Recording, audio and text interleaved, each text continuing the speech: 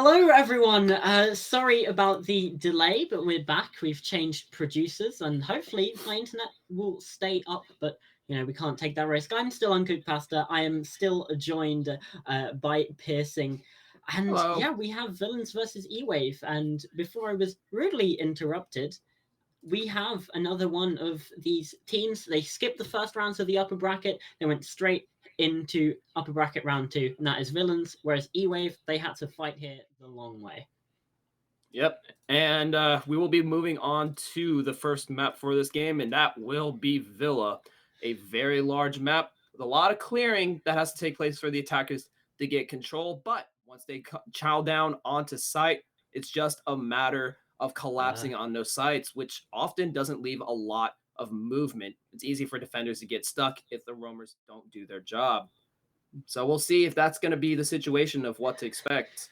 But it really just depends. I mean, Villa, with the way the map's laid out, you have a lot of options for lurking, for nitroing sure. below, getting some vert. It's a very viable map, and I do enjoy it. Yeah, absolutely. And with Knock being taken off the board as well, that's going to at least make it a bit easier for the defenders to just, get on that roam, because obviously Knock can just sneak past all the cameras, makes it very difficult for you to roam as a defender. And Jackal being taken off the board, that's just going to double down on that. Yeah, I mean, it's very common to see, somebody from basement kind of lurking down there. And I always mention this because it's just such an interesting quirk to me about this map, which I think to an extent shows its age. Philip's one of the only maps where it has a basement, but there is no site in basement. Usually every map has one site on each of the floors, but not Villa. There are no sites basement, so it's just Yeah. kind of there just to be there, really. Yeah, it's primarily about those sort of roams and stuff like that. But with Valkyrie and Mozzie being taken off the board as well, that's going to mean that a lot of utility and information for the defense is going to be taken away. Obviously, Valkyrie, those black eye cameras are so very powerful, and Mozzie has a pretty good gun, and also denies some of the intel from the attack, as well as being able to use those drones for information. So a wide berth for Mozzie, and it makes sense why he's off the board.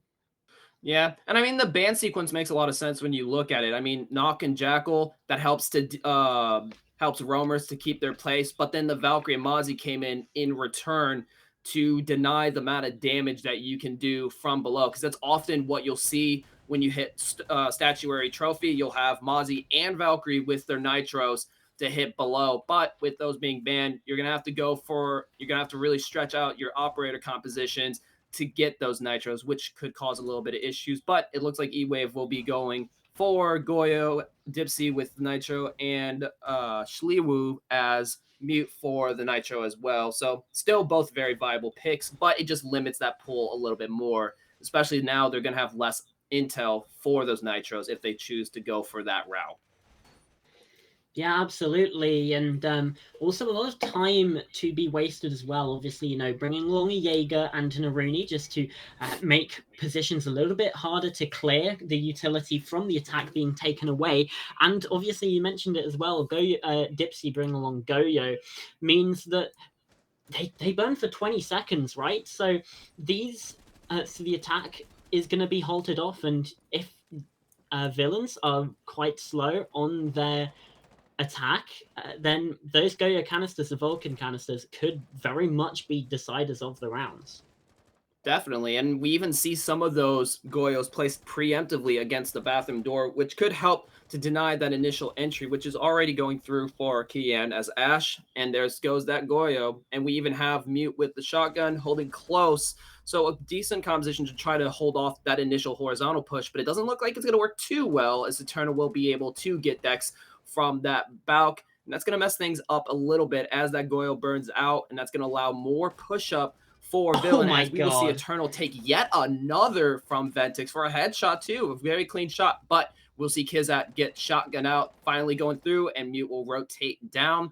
Horizontal getting a little bit hurt here from Villain, but they've already did their damage with both Aruni and Jaeger off the board. Now it's just a matter of getting in and starting their control for 90. Looks like Villain's a little bit paranoid of any additional roamers over by their horizontal. But right now, it's all clear. They get that information to confirm. They can push up. The Nitro coming in from below, but it's not going to catch anyone. I believe that is a Nitro. Fortunately, the hop in, they are playing patient villain, and it's working well for them. As now, Shliwu is the only person with a Nitro, and they are now getting that 90 control. The execute is going to be coming very soon. Flashbang going out for the vault side, but it's not going to be pushed on as they're not ready for positioning quite yet. And we will see Kian, Ash take another. The Goyle canisters coming out, but with a minute left, those Goyles will be burnt out by the time it's ready for the execute. So they are in prime position here, but we will see Rizraz throwing his canisters as well, which could be a potential issue in cutting off lines of sight here. But when you have a 4v2, you can stack 2 against each person. That's going to be not enough for the most part, unless each person can take 2 fights, 1 in a refract, which is doable, but could be tough. The last Goyle coming out. And study as well, going to be a point of focus. And indeed, Kian does find one, which means Shlewu left in this clutch. The C4 from below pre-placed does find the first, but Kian is there to get the diffuser down straight away. Shlewu with a third in the round, finding Eternal, but Nerd does have this cover. He's allowed to sneak in towards Vault, though. But Plant already secured. Shlewu is in a very difficult position now as Kian on the red stairs. It's just a waiting game. Gets on the diffuser, just tries to bait it a little bit. Pre-fires come through. They're going to know the plan from this mute. Oh, and misses the shots on the player inside a study. So 20 seconds left, about 10 really, to get onto the diffuser and can't get it done. Nerd shuts it down, and that's a successful first round for Villains.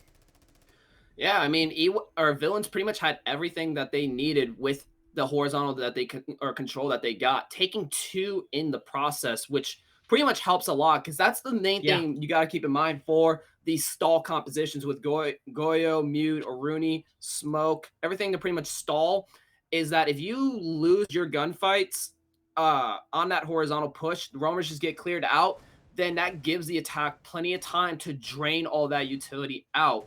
The whole purpose is you want to stall just long enough that when it comes to actually executing, they can't, or at least they can't push up without taking serious damage or being basically blind and running into shotguns. But with how Villains was able to successfully clear out horizontal, that rule that time waste just wasn't there enough to prevent the plant from going down. So that's really what gave Villains that first round, was such a good horizontal clear there. And if they can keep this up, this is going to be a problem for eWave going in for the beginning. Yeah, they're going to go back to Aviator games, so a bit of confidence still there. They're going for the exact same defensive lineup. I think maybe they feel like they're a bit unlucky in those opening engagements. And we're seeing a pretty similar composition from the attack as well, especially having Eternal on that Lion, which means that there's going to be a lot of pressure on these roamers yet again, especially bringing along Zero as well. You do have a lot of information that you can gain. However, you do have players rotating down below, so a bit more of an extensive hold from eWave. It's not just all about that top floor. Yeah, and I think that's going to help out eWave a lot here, having those additional players, because we know that Villain likes, from last round, they like to push all the way in, fully commit horizontal, 1 on the Astral Repel, 1 on that connector Balk. So having that additional power to help with that roam is going to be massive, because keep in mind, the one anchor that is pretty much on site, Smoke, he can hold it all on his own with the sheer amount of utility to deny the walk-in. So you don't really need that many people on site, especially with how much time you have to stall to make this work. So this adaptation is good, and if they can make this work, then keeping the composition will be for the better. But we will see a good pick from Shliwu. That additional numbers already coming at an advantage, as they will be able to get Zero out. A lot of flank watch utility now gone. A good adaptation, but losing that op is going to be a little bit detrimental to their flank watch potential here. And look at this position from Ventix as well.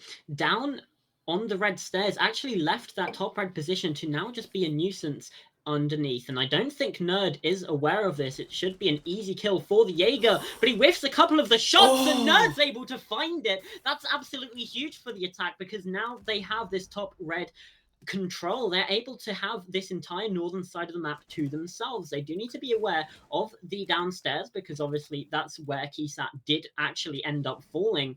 But for the side of eWave, I'm pretty sure they've all dipped their way back up, and indeed they have. Schlewu now joining Rizraz inside of Study. So this is just going to be a straight 4 versus 4 pushing into the bomb site from this sort of zombie position. The Godio canisters do pop off, are going to deny some of that utility, some of the space that Villain are able to get. However, they have opened up the vault, which is an absolute huge position, denies the rotations through the bomb site from eWave, but they do have strong off-site positions as Dipsy finds the first. Dex as well, taking out Eternal inside of 90 and rotating around, caught out by Cobra, but not before they can find another. Cobra with 2 though inside of these final seconds, finds a player inside the vault as well. It's a 1 versus 1. Rizraz all alone, does have more HP, does have a Toxic Babe, and the time is running low. No time to plant, it just has to be the pre-fires through behind the bar. Positioning found. Rizraz, are you going to be able to clear this position in time? The rotate is not actually going to come in time. Plant gets stuck, and the pre-fires don't land. The SMG-11 not quite hitting the shots, but the M590 does it. It's eWave with their first round after very nearly, I think it was 1 versus 4 from Cobra.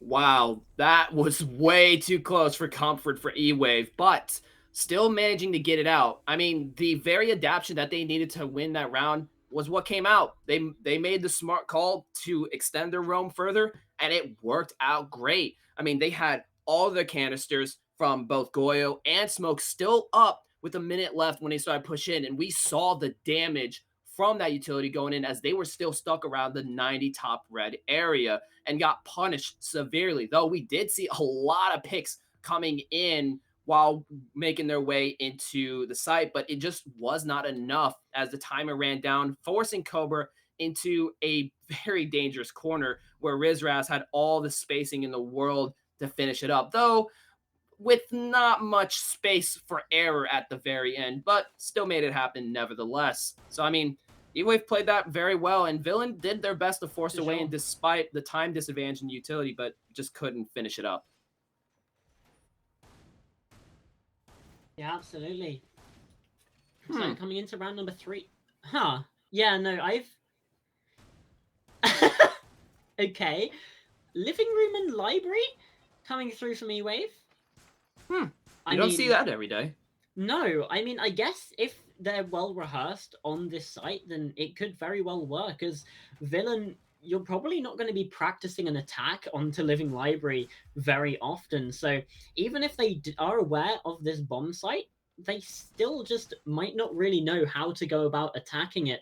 We do see a very different lineup. You know, we see the Dokkaebi being brought along instead of the Zero, which means that they are going to be able to just... It's still intel, it's still sort of flank watch, but it's just very different. And especially with a pulse coming through from Dex, it's going to be... This position is hopefully going to be spotted. Oh, the drone comes through anyway, so... Yep, that's going to be forcing Dex back. But yeah, I really don't see the side all the time. And I'm going to be honest, don't really know how I would play that if it were me on attack. But we will see the push on to Dex. The Nitro going out, but Kian will push up to take Dex out. And even Ventic to get a little bit of damage, trying to respond to this first 4 flood from Villain, but it's not going well. The walk-up from Dipsy getting caught by Cobra as the vaulting comes in. Just unfortunate timing there. And now that first horizontal falling apart rapidly. This is something Villain does very well, is on the first time site, they do their horizontal very well. But once it's known how they're going to approach it, eWave adapts pretty well. So if they run first floor again, they have a good chance of taking this, assuming they have the practice that I would expect if you're going to go such an out-of-pocket site, such as Library. But right now, at the very least, it's looking like Villain will be able to take yet another round as 2 of their roamers, Pulse and Malusi, and that's going to be their own 1 Nitro out with Ventix already using his earlier, and that's going to put them on the spot. Turnal going to be catching Schlewu as he gets stuck. And now it is up to Ventix and Rizraz, but he's going to get taken out by Kizat, who walks straight into sight. Now Rizraz, all the way library side, is going to have to deal with the surmounting presence, but Nerd will push him out, and that will be a rapid-fire round for Villain. Yeah, flawlessly done. And eWave, I mean, it doesn't really make much sense. They're not going to go for the living library twice in a row, instead electing to go to the more standard option of trophy and statuary. This is where we tend to see defenders going, and we are seeing a Solus being brought along as well as a Frost. So again, the defensive composition shifting between each bomb site. There are obviously a couple of consistencies, mainly Rizraz on that smoke. We are seeing Dipsy taking a bit of step out of those aggressive roles, playing the mute as well. So this again sort of gives me a bit of a stalling out, and it's mainly just to try and catch villains off guard, right? Because of the frost. And with a Solus as well, if you play her downstairs, there's only really one safe place to plant, and that is on bricks. So for the attack, they're going to either try and clear the Solus out from down below, or just get try and find a secure plant on bricks. Obviously, there are a lot of exposed sightlines if you do go for that plant spot. And Schlewy with a spawn peak isn't able to get it done, does dip away before the attack can respond, however, but it is going to be a treacherous journey back to the bomb site, as you do have Keysat on the Dokkaebi on this window, and the pre-fires come through. Both players down to about 10 HP, and Schlewy gets out of dodge, rotating all the way around to the other side of the map, hopefully getting back to sight with his life. But again, top Astro is going to be another contention, a place where he could possibly get caught out. Right, but the problem is with the health that he has right now, he's going to be resigned to holding those head height angles, which can be really hard to hit with the controller. So I'm a little bit worried for Schleewu here, because all it takes is really one body shot, it's over. So being resigned to that headshot angles it definitely will help, as like I said, hitting those headshots can be a bit harder. It's a smaller hitbox, but I mean, she plays this right. That's a good opportunity, but instead going to be opting to peek those head height holes onto statuary, which could result in early elimination. I would just play a passive, but we will see Rizraz get a bit active here and take the first pick for this round onto Cobra, though taking very heavy damage here. And it looks like Villains hasn't even gotten in yet. Yeah, and they haven't even gotten in yet. Nerd will get a confirmation. Oh, that's your hard breach too. I just realized that's hard breach. Triple will now completely secured up, and Keysat goes down as well to the gun of Schlewy, who, still alive, still able to hit those headshots. That's huge. Yeah, that is huge. And we'll even see another one with Rizraz taking Eternal out, as Villains is just not even able to get into the building. They have not really been able to make much progress here, and the damage is clearly showing, especially not being able to have a breach. But we do see Kian whipping up something, trying to sneak up, but with Dex taking out Nerd, Ash has got a long way to go, but the first peck will come from the rotate down through the hatch drop, but there's still a lot of work to be done. With 50 seconds left, Ash is going to be sprinting around the place to try to make a play here, but no matter where she enters from, you got a million crosses to deal with, so not too sure what all you can do here. I'm going to opt to shoot that default, giving away her position. There will be one of Astro's stairs, but the pre-fire will catch Kian, and that will be the second round for eWave. Nice try, but really don't know all you can do there.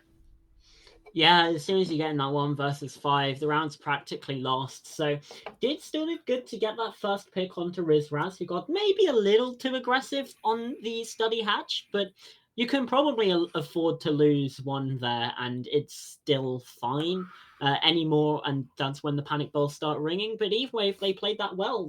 Fell back, let the Ash of Kian just do what they wanted up until that point, and yeah, it paid off. They get their second round on the board. However, this being Villa, you kind of expect them to have that 4-2 half on the defense. So Villains just get one more attack. They're looking pretty good to take their own map pick, because looking at the stats overall this season, it's nearly 60% win rate for the defenders. Yeah, that sounds about right. Because with the sheer size of the map, it's very hard to clear out. But I do want to mention, though, I'm kind of surprised that Villains, instead of going for a horizontal as they usually have been, they went for a direct, which does make sense if you want to try to burn off that stall utility as soon as possible. But Villains has shown that that's not really an issue if they can get their damage in on the roam. But they couldn't even really get in the building. I don't think anyone was able to really successfully hop in from that Balk, and that just caused too much damage, especially with losing Cobra on the hard breach Hibana. That pretty much Yeah. meant that they had no setup right out the gate. So going forward, I think their best move is going to be continuing the horizontal, which they've done so well. But I do see a problem for eWave as well if they want to try to bring this 2-4, as they have been really just sticking to that stall strat the whole way through with minimal compositional change, not really changing the general strat, which villains should be Yeah. able to capitalize off that predictability. But then again, with They've got them a depending Kaid on the this time. horizontal, I don't know. And that's a Ooh! very easy pick for Ventix. Like, Kian just sprinting straight in, no drones to back him up. Oh, there's a drone. It's a bit late from Cobra, but the drone now finally does come through. They make sure, yep, he's definitely gone, but that's information that Too isn't late. necessarily useful right now. Yeah, too late. And easy opening pick for eWave. They're going to be in a much stronger position this time around. And the second time they played this site, they did win it. It did come at the denial of a 1 versus 4, but, you know, trending upwards for eWave when it comes to defending AVG, and this is a good start. Yeah, in my opinion, if it ain't broke, don't fix it. But right sure. now, it's starting to look a little bit broken as eWave just punishes the horizontal before it can really start. eWave has a very strong entry denial with Ventix being able to take one, and a Nitro as well onto Cobra from Shliwoof. Villains now losing their hard breach as well. That's gonna be Ace gone, and Another Keyzat as C4? another Nitro. And Dex 1v5 takes a again. Yeah, I mean, good golly, that's the whole horizontal gone. Push that out so aggressively. And I mean, wow. And a run out too. Look at that. Flawless round, close it with the SMG-11. And eWave, they take the lead for, I think, possibly the first time on this map. Yeah, it has been for the first time, because every time Villains has been able to take the first round and then eWave catches up, playing a little bit of catch up. But now eWave has in fact taken that lead, correct? And right now they're looking pretty good because Villains is struggling to catch that magic in a bottle that they had at the beginning when it came to taking out the sites from the first time. But granted, they did do very well when dealing with Library first floor, so they do know how to play that. But Kitchen is very different in how it's played over Library, where it's more horizontal, but here it's a bit more vertical. So we'll see if that's going to work out. We do have Keyzat on the IQ, which she did initially pick before, but switched out to, I believe it was Yana instead. So they do have that vertical component, but only one set of nades. Usually you want to bring two, and there's the switch onto Buck. So it makes sense. Yeah, there's a lot of options here for Vert, but the thing that they've got to lock up is that initial entry into the building. Yeah, for the past few rounds, Villains has gotten really messed up on their initial entry. I mean, we even saw Ash Kian sprinting in the closet and just getting picked by, I believe that was Ventix over on Closet, punishing that initial push heavily and forcing excessive droning after the pick came through. And then the Nitros coming in and the swing from Cade really did the damage, so that they can get their initial entry locked up, which I don't know if that's gonna happen, as we do have Ventix on the pulse, which could cause a lot of problems if Villains is not cautious. But if, as long as they can just get in the building and lock up their horizontal, they do fare very well, in my opinion. So that's really all on them. eWave is just kind of playing the cards that Villains handing out and pretty much sending it right against them, sending it right in their face. Yeah, Villains don't have grenades though, because Nerd switched from the IQ onto switched from Yana onto IQ even, sorry. So yeah, that is going to be a lot of utility that you can't use. The flashbangs then that Keysat's bringing kind of are irrelevant. You'd maybe at that point switch over to it being a hard breach charge, just to provide extra support on the hard breach, because obviously if Cobra goes down, that's big trouble. And now the flashbangs aren't there. You don't really have that for ADS denial, so it's just another question mark for the composition of Villains. However, we've seen that they're quite easily able to just win this with gunfights alone. The IQ spots out the C4, but not before it deals a heck of a bunch of damage, and Eternal finds the opening pick, taking out Dipsy. which is going to be a good start for Villains in this round. Schleru does find a response, though, taking out Kyan with the C4, and Dex is now stuck between a rock and a hard place here inside of Trophy. And yeah, Eternal 2 on the round now, taking out the castle over on the other side. Hopefully, usually for both Dipsy and Dex, these operators, they will have placed their utility already, so it's not the biggest loss as you would say you would have from losing like the pulse or the smoke early, but it is still going to be bad news because Villains have the player advantage 4 versus 3 coming into these final 50 seconds. So you would expect to see the execute start to come through any time now, or at least a transition from that top floor down to the bottom floor. And indeed, Nerd is going to be preparing to open up that laundry, make the horizontal push start to come through. The pressure will be building on eWave inside of the bomb site, but they do need to hurry up because the longer that this timer starts ticking, the more favored you would say that eWave are, even in the player disadvantage. Right. And the problem right now is with Rizraz now throwing those smoke canisters, that blocks off Nerd, who is too low to be able to force that push. Elemental Eternal trying to get that pick on Rizraz, but just can't connect. Cobra trying to get a plant down, but Rizraz will be able to take Cobra. And now they're going to have to funnel through the smoke, taking two onto Eternal to Cobras. Fentic's going to get Nerd as well. And now with 1 second left, he's going to have to push in Keyzap, but there is just no time left. Catastrophe for Villains there inside of Laundry as Rizraz shuts down the entire push. And Eternal, if he doesn't whiff those shots through the vertical, Rizraz not alive to do that. So yeah, questions have to be asked. A little bit unfortunate, but for eWave, that's good news. They get that 4-2 half that they were so needed. Right. And here's the thing that's interesting about that composition. There was a lot of castles and physical utility that blocked Villains from walking in placed onto second floor. And with the soft destruction poor setup that Villains had with only Ash for a range utility and breach charges, which can, you can get hit at from the feet, there was a lot of opportunity to kind of punish that entry with that utility. But with the way that eWave was set up, Villains didn't have to worry about that. But despite it, they just could not find a place to walk in with the castles on China's side. They definitely could have taken that, but I guess the intel just wasn't really there for them to make that move, as they instead opted for Laundry side. And we saw how that worked. Yeah, I think it is as well. The castles being on the top floor meant that actually it took Villains quite a long time to get that top floor control, and then they kind of have to rush the execute, rush this vertical opening, because obviously they don't really have too many angles into the bomb site, which meant when it came down to those final few moments, they just didn't have the intel, didn't have the sight lines to be able to deny the positions from eWave, and they end up winning the round. And it's a bit ironic as well. I was going to say that maybe the Living Library pick did kind of backfire for eWave, because I was going to say, like, you kind of expect Villains to be winning those sort of tertiary sites like Kitchen Dining, and then it's a 3 versus 3, but it just a very clever setup, and just a bit of a stall out was all that we needed.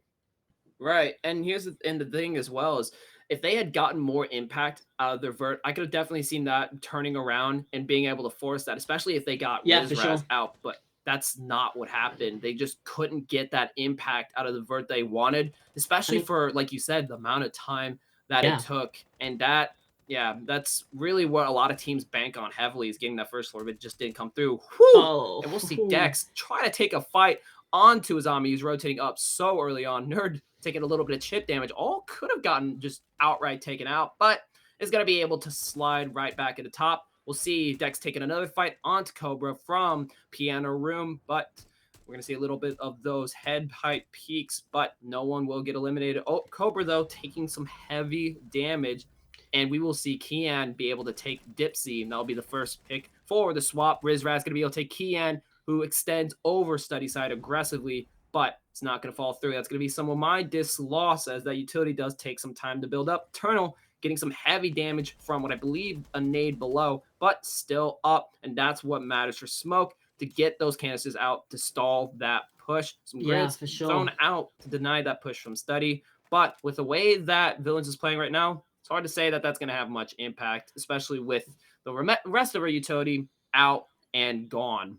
Yeah, the pick onto the gridlock is kind of huge as well, because one of the main things that we see gridlock being used for is actually to just mask the sound of the diffuser going down. Those tracks are some of the loudest gadgets in the game, so when those are being thrown out, it gets very difficult to hear the diffuser being planted. However, like you mentioned, Wamai being taken down as well is pretty huge. However, the swing from Cobra does come through as Dex not able to find the headshot. Nerd as well connects as Cobra finds a second, and just like that, the push is completely dismantled by villains. Yeah, we saw a lot of 1v1s forced there and even a follow-up onto main, but just none of those fights going through. When you have Sure. when you have a position like that where there's a lot of it can be very hard to hit those shots as your vertical head height is constantly changing, the elevation changing. It can make the gunfights there a little bit hard to deal with when pushing up the main. That's where oftentimes the best way to push it out is just wait for them to overextend. But with Cobra playing that as well as he did, that just didn't happen. The time was running down. eWave had to force it, but just could not get it through. And like we saw at the very beginning of this game, that's going to be the attackers winning that first round. But are we going to see a follow-up as well? Who's to No say? defense But one. regardless, that's going to be eWave's first round going into the swap. And now we move on to Statuary Trophy. It looks like Villains doesn't want to have a redo. Looks like they're not feeling it No, like they can't. eWave was. They can't because they won it. Wait. Oh, yeah, no, you're right. Oh, my God. It's too early for me. All good? Yeah, you're right. Yeah. Yeah. That's fine. So yeah, trophy statuary. It's fairly similar. I was going to point out in the last round the Brava as well, but just literally no impact at all, really, that we see come through from Ventix on that operator, and eWave not going to opt to bring her along again. However, very similar lineup that we saw from eWave when it came to defending this bomb site. You know, we have that Solus, you have Wamai and Jaeger and Mute. However, Azami is new, and honestly, I'm surprised we didn't really see that much Azami from eWave because of how strong she is right now. No, she's absolutely very difficult to deal with, especially if you have a direct push. Azami can shut that down to such an extreme extent because any utility you throw, just get rid of it, just throw another one back up. That's really what makes her so powerful is the spammability of her Kiba barriers. I mean, she gets 4 of them for goodness sake. And that makes her a serious problem when trying to push her out from direct. But otherwise, I mean, if you know how to push it and break those Kiba barriers, she's not the most difficult to deal with, but that's really the main issue with her is just how hard she can hold and those they're a big direct utility angles. sink as well. Oh yeah, absolutely a huge utility sink. Especially, you know, you've got the Jaeger and Wamai as well. Like that's absolutely huge. It's going to take a lot to actually clear those barricades. So defenders being able to play behind that, it's going to be huge. However, first pick could come through on this bottom floor, and indeed does. Dex catches out Keysat, and Schlewu finds one as well before Kian's able to respond. However, player advantage once again with eWave in the 4 versus 3. Oh yeah, it's looking a lot better for eWave to take a round here, but the thing is, you lost your Ying, which is often when you bring her, the intention is to kind of just walk in and go for a very aggressive push, but Kian will get full flash now holding that Astro corner, but I don't think Ventix knows. Kian could definitely throw him off and take a pick here if he holds his right and doesn't give away his position, but we will see the walk up from Dex to take Kian out for a pick. Cobra going to come back with Schlewu taking Cobra out as well as the execute comes in, and now Eternal is stuck in a 1v3 situation. But with this positioning, he has some good potential to not deny that plant, but Dipsy will push up for the pinch to take him out from Statuary. Yeah, very well played round by eWave, just able to systematically remove the defenders one by one. And yeah, that engagement on the bottom floor was also huge in the way that that round played out. Because if Dex gets caught out, you don't really have vertical nades to play with anymore. And a player can rotate back up to site. Suddenly, 5 versus 4 for the defense up on the bomb site. Or can just continue being a nuisance down below. Still equal numbers. And you also have another dimension to deal with. However, not the case. That's ifs, buts, and maybes. We're still in absolutes. And what happened is eWave absolutely won that round. And Yeah, no, I mean, you pretty much took the words right out of my mouth. But I want to point out something with eWave and their presence of Brava as well. That kind of happened last round, and how this kind of ties into the way the meta's been right now. Right as of right now, with the way that it's played, it's very Fragger heavy, the current meta, and that's kind of where Brava kind of is hurting because her utility entirely depends on taking your time, hiding those drones, and turning the utility, especially like for example, Yeah. Keyzat's cap cans against them to get a pick, because that's often how you set up cap cans. You'll place two, sometimes even three, to just outright kill somebody walking through a door. But if you have that someone roaming around where those cap cans are, you hit those without them noticing. That's a pick for you instead. But the problem is that a lot of teams play too fast for Brava's effect to really settle in. You'd almost have to play her like a hard breacher, in a sense that you're going to be holding back, primarily focusing on droning, because the huge thing that hurts Brava, and this is for Twitch too, is just losing those drones. But we will see eWave switch off, and that was just something I wanted to point out about her with respect to Yeah, the meta. another thing as well is teams often try to bring her every single round, but as soon as you're expecting a Brava to come through, you're going to be much more keyed in, looking at the floor to try and find those drones, and her usability dramatically decreases. So only bringing her out once might try and do a bit of a surprise pick later on as well. But yeah, just once or twice in the half is kind of the way you need to play Brava, and a lot of teams as well just kind of use her for default cams and stuff. And at that point, just kind of bring Dokkaebi, right? I mean, there has to be better ways to use Brava, such as, claiming Banshees or ADSs and stuff like that to try and, deny defensive positions or utility instead of just information like a default cam. Because at that point, yeah, just bring Dokkaebi or just shoot it, because it's just going to be a flank cam anyway, like play Zero or something. Yep. And it looks like we'll see a little bit of trouble for villains as the Dipsy Monty walks up. That's going to be able to take Keyzat. That's going to put Cobra in a bit of a spot. The pistol whip coming out. The headshot is not going through, as Dipsy will be able to get Cobra in a 1vx. But when the only thing really exposes your head and legs, it's kind of hard to take that fight sometimes. I'll give a little bit of respect to Cobra for that. But we will see Eternal on the vert be able to take Rizraz on that counter swing above. Very good pick. And now the Nitro going in is going to catch Dipsy as he pushes up. No, as it does go off, but will not take him.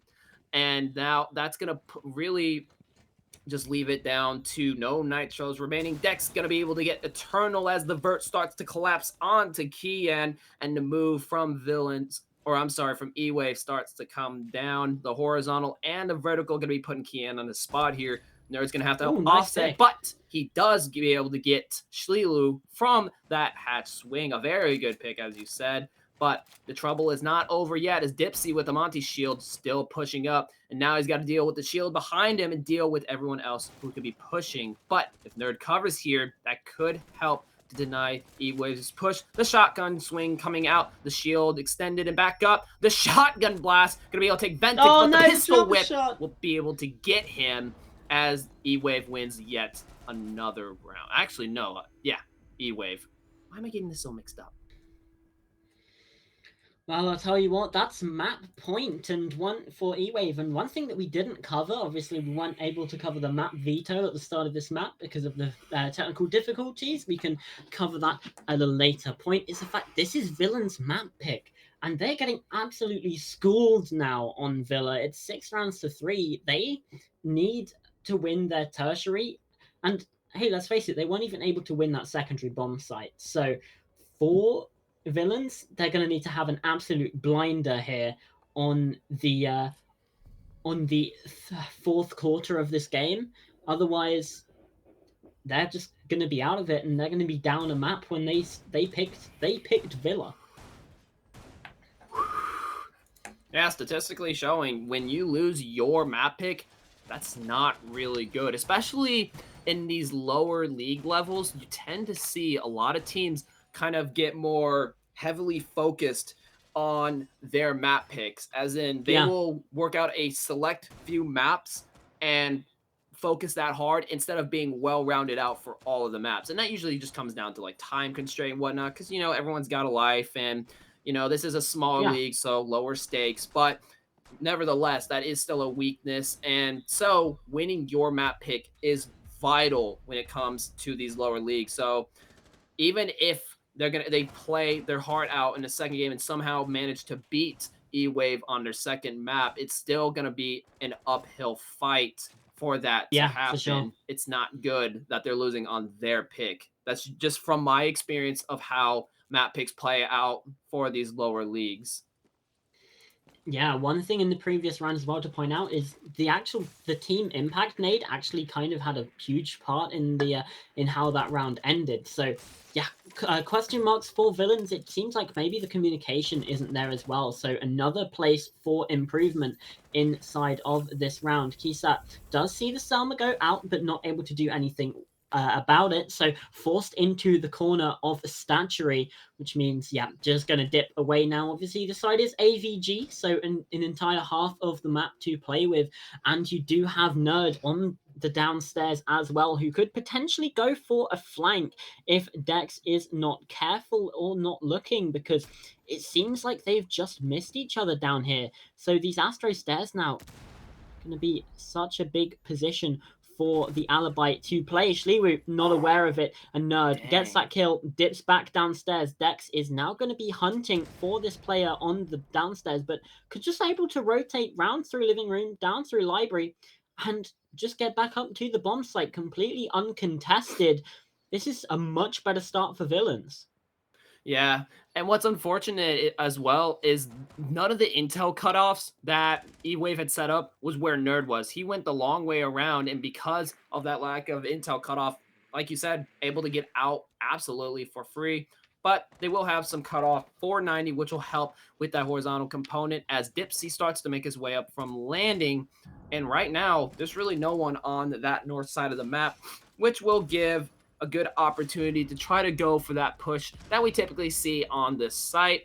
And the thing is, Villains doesn't really have as much utility burn, only having a smoke, not having a Goyo, which does help eWave, but that's still going to be a problem. Keyzat taking some heavy damage from the nade, but still alive, though, with only a sliver of health. I guess having that additional health really can make the difference at times when dealing with those nade verts. But regardless, still a lot of damage. Not going to put him in a good situation. The ping's coming out for another nade throw, but it is not close enough. Ventex won't be able to take a pick off of that today. But with 20 seconds left, eWave is going to have to move.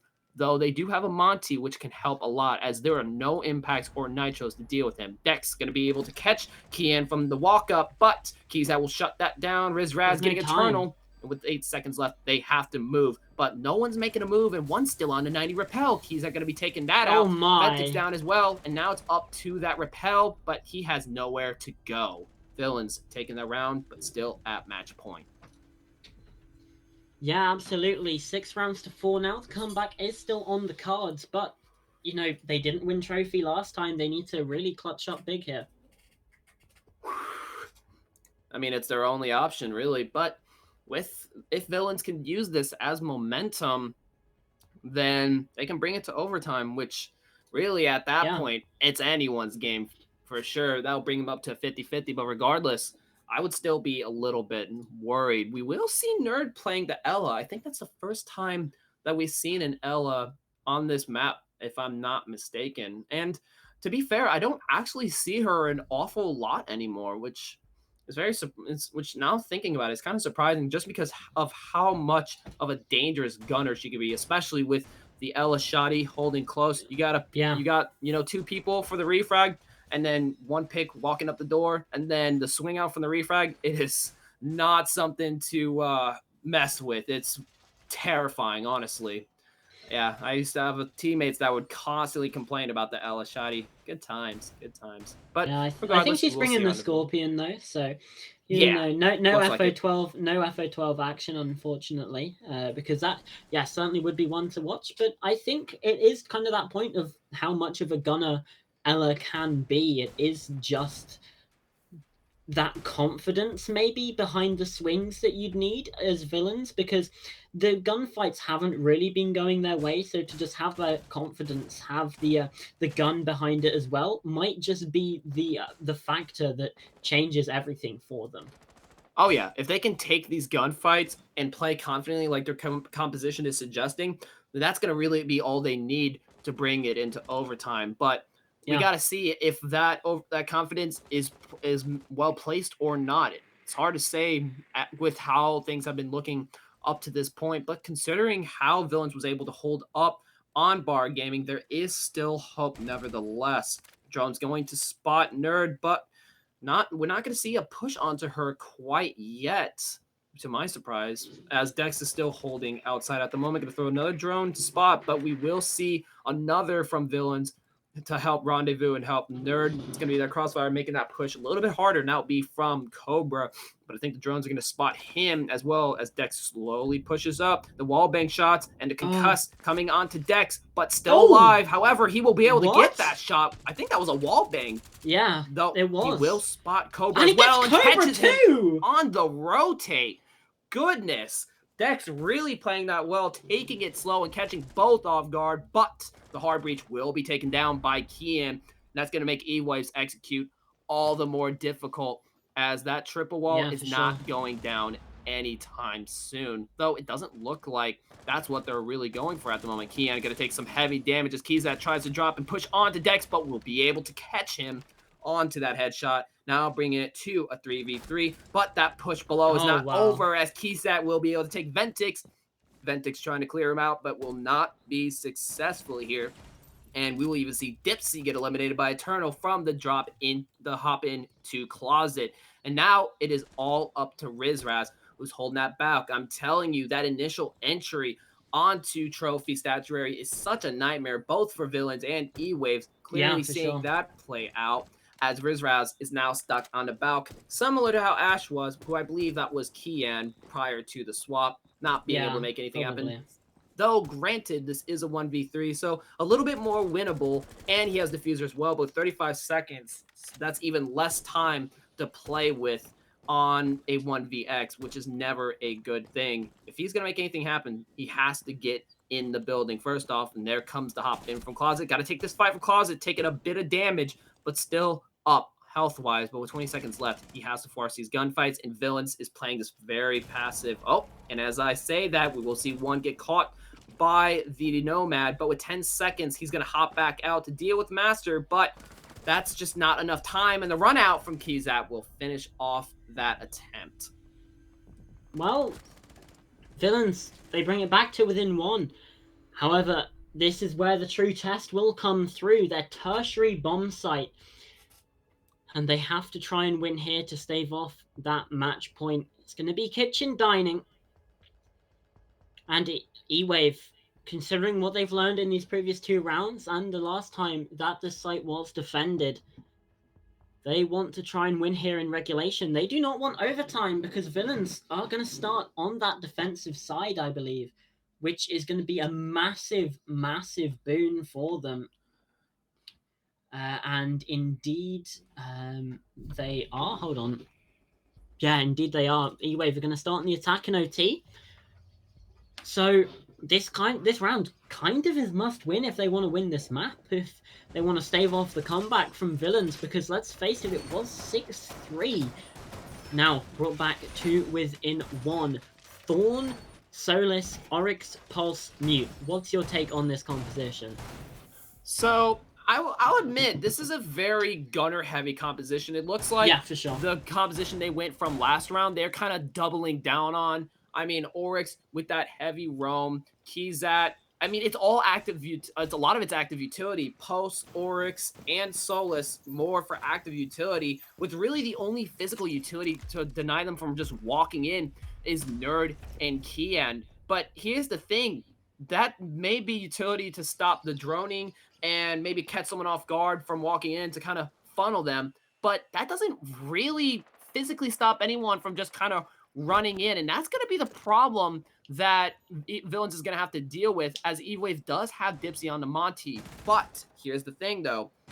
Thanks to some good early round camming, eWave Villains will catch that Dipsy has a Monty. But we will see Eternal get down from that early round peak, backfiring, putting him at low HP. But considering his job is to sit on site and deny that vert, I don't think that's gonna matter too much, as that Nitro will still be able to come out and take somebody down, unless they can just shoot through the floor, shoot through the floor before that Nitro goes down and hit him. But I doubt that's gonna be happening. That would be an upset. And it looks like we will start to see that triple wall from Statuary side getting opened thanks to Rizraz, and the drone's going to come out, but it doesn't look like we'll see a spot here. Dipsy making his way from main stairs, but currently actually going to be here with Ventix as they start to move up onto 90. Looks like Villains is already going to start to feel that pinch pretty quickly on, as now they are cornered with Montaigne. That push from 90. Cobra going to take some damage. The pistol whip coming out for the shield, but Cobra will be able to take that headshot. That's going to be Monty down. That will be a considerate down or a disadvantage for eWave. But we do have Ventix still pushing up, trying to commit to that pinch, and it will go through with Dex taking Cobra out. But he's at holding the corner, still there over by Skull, which could catch Ventix if they're not ready, but it doesn't look like he is. That could be a serious problem. He knows. However, he'll be able to catch him. That's a kill from Ventix on the Lion. Player advantage still for eWave. Is 60 seconds left, make it now 55, as they are now going to start to turn their pressure, turn their focus in towards the bomb site. You do still have Eternal very low on HP as well. Ventix, though, is on about half health himself, so it is still definitely winnable for Villains, especially as that round timer begins to slowly tick away from the side of the attack, as more vertical pressure starts to come through with 30 seconds. Nerd down below with Kian, and they are just going to have to hold these angles. The flick front comes through, but not going to be enough. Dex finds Kian, so now with 2 players advantage, they are just going to have to sprint in, but he doesn't know about Eternal, which could be huge as Nerd finds one as well. Now it's just Shlewu and Rizraz, and Rizraz has to get that diffuser down, which means it's essentially now a 1 versus 2 while that plant is going down. The shots try to come through, and Eternal finds one. Rizraz gets it, but no, denied by Nerd. We're going to overtime here, Piercing.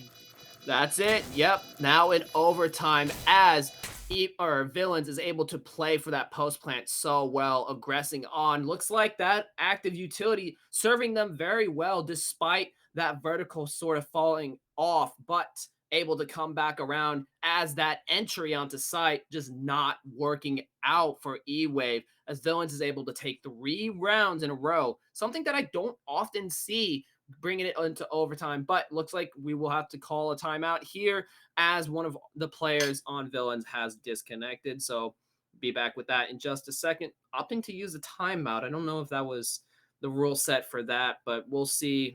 Yeah, I think player coming. Just ask for a pause. I don't know. Yeah.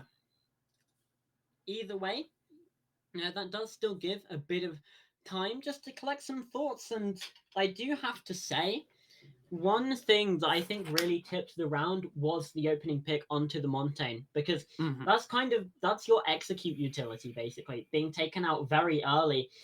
And Dipsy just didn't really wait for the backup of, I think it was Ventix on the line, I could be wrong.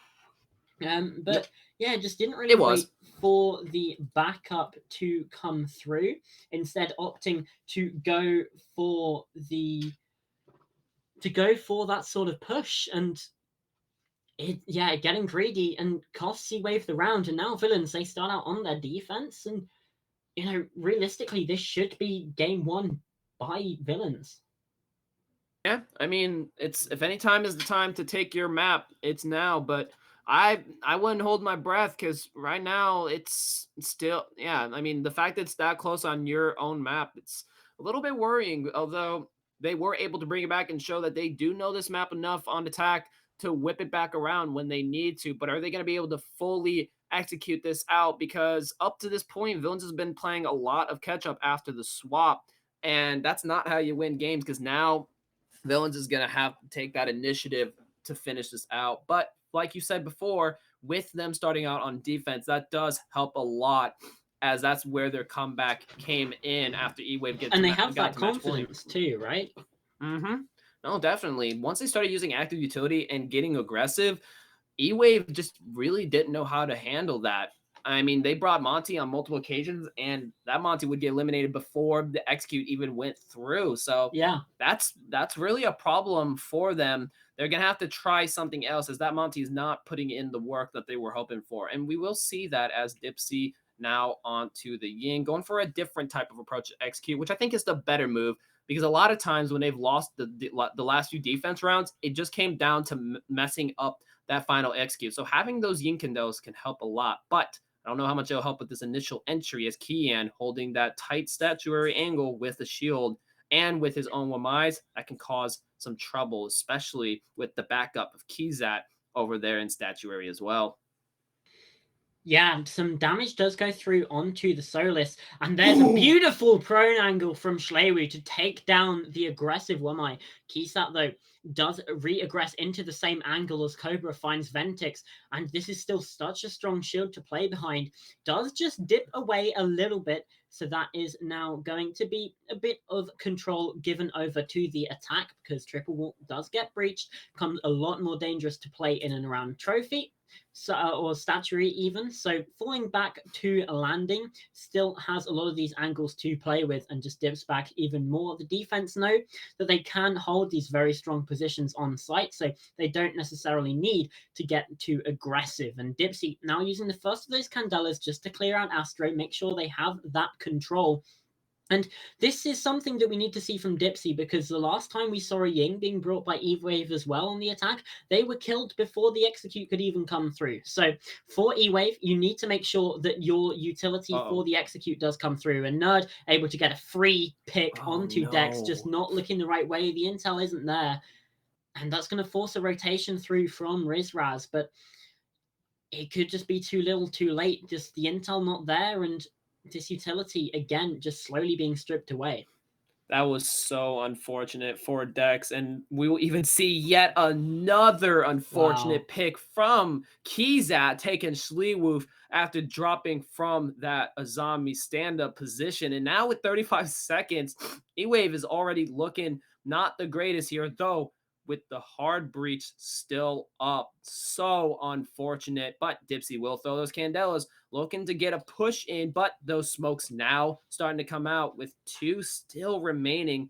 Nerd backing off, and Kizat catching that Candela as well. Does get caught from the vault, though, as Rizraz starts to push on through. The Toxic Baby is going to deny that, and Cobra on top of the bar does take him down. Dipsy starting to plant as the attackers start to come through. They're not aware of the position, however, because of the smoke grenade. Cobra does finally shut it down, and that's now match point to Villains, who, in a shocking turn of events, are now just one round away from taking this map. Yeah, that intel gap was devastating for eWave. I mean, we saw some utility just being spent where there was no one there just to make sure that they weren't going to get killed from an off angle, but even still getting caught from angles they weren't expecting. We saw Dex eliminated so early on by Nerd from that Piano 90 angle, and a lot of just very unfortunate picks from Villains going out.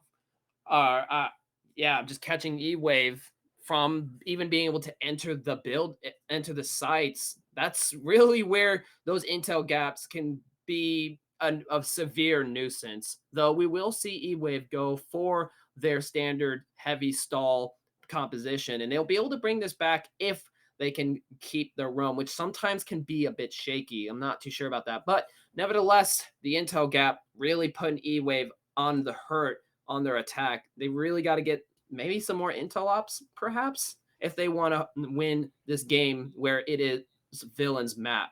But right now, Villains is looking okay, coming back as hard as they have thus far. Yeah, it's been a while since we've seen eWave on the defense, and this is a very familiar lineup from that first half of the game. And we're seeing Goyo again. It's all very similar. Dex bring along Kaid, which I believe we only saw once from eWave when defending this site, but it seemed to work out pretty well for them. So bringing it along again, hoping to take us all the way to 15 rounds, because if not, then Villains, they take their own map pick. It is still very close, but they still do have that map on the board. And hey, a win is a win. So yeah, eWave even, they want to deny that with this defense. They definitely do. And we see that standard horizontal from Villains coming in, but it looks like eWave is playing a little bit passive here. I guess they're a bit shooken by how many rounds Villains was able to force through, opting to just kind of wait for Villains to walk into their crosshairs, at least Schleelwolf at the moment. Though it is looking a lot slower as far as the angle holdings, although granted, we already see Kian and Eternal making their way over to Trophy side. They have that horizontal control as it looks like eWave has already backed up, which I don't know if that's what you want with their stall approach. That could end up being a serious problem because we're a minute 30 Still got a and they're C4 already below. pushed up to top red.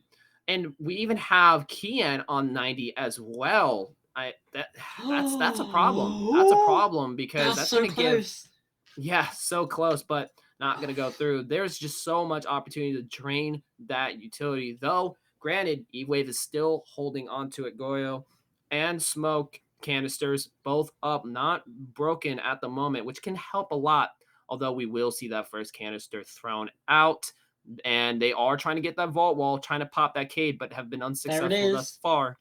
And there's Dipsy the from first down image. below finds the C4 pick, as it's actually the fire combined with the Toxic Babe that takes out Keysat on the entry into the bomb site. And it's now just pick after pick, flooding the kill feed with orange as eWave starts to come through with their guns. 45 seconds left now as Nerd, F2 in hand on the study, trying to find one. Rizraz takes out Eternal, and now it is just Nerd. Finds the first. Shliwu, bit too aggressive there, onto the study door. But with still 3 more to find and doesn't check the right way. Rizraz takes him down, and we go all the way, and it wouldn't be Villa without it. 15 rounds, maximum overtime, and eWave, they have to find an attack here, or Villains take Villa. Shoot, I guess you don't need that stall utility when you force those fights. I mean, look at the way that eWave just exploded onto Villains when they tried to get that vault, everything falling apart in such a rapid fashion. Villains expected eWave to still play passive off that stall utility, but that just didn't happen. And we even saw Keyzap trying to take that initiative to push in despite the stall utility. But when you got a Goyo, like you said, and a Smoke, that damage ticks down very fast. It's not something to mess with.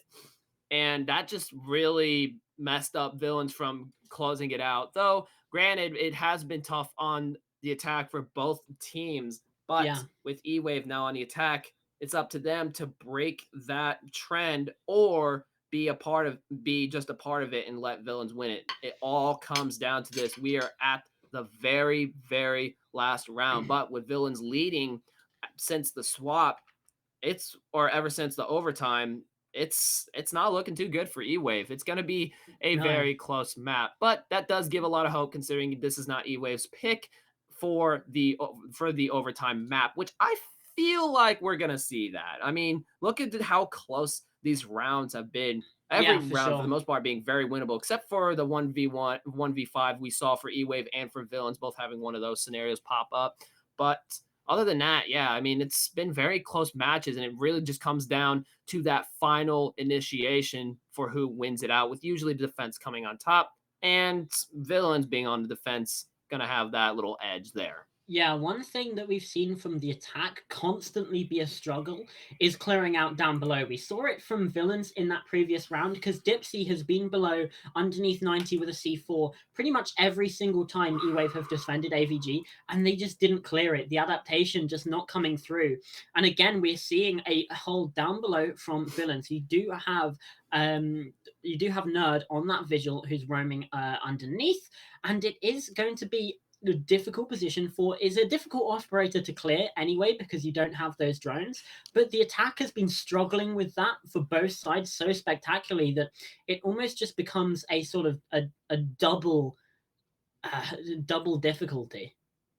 And another thing to keep in mind as well is not only do you have Nerd on that Vigil, you also have Keyzat who can spot out that drones for him to help even further shoot any drones that might be getting close, that might be closing in on him.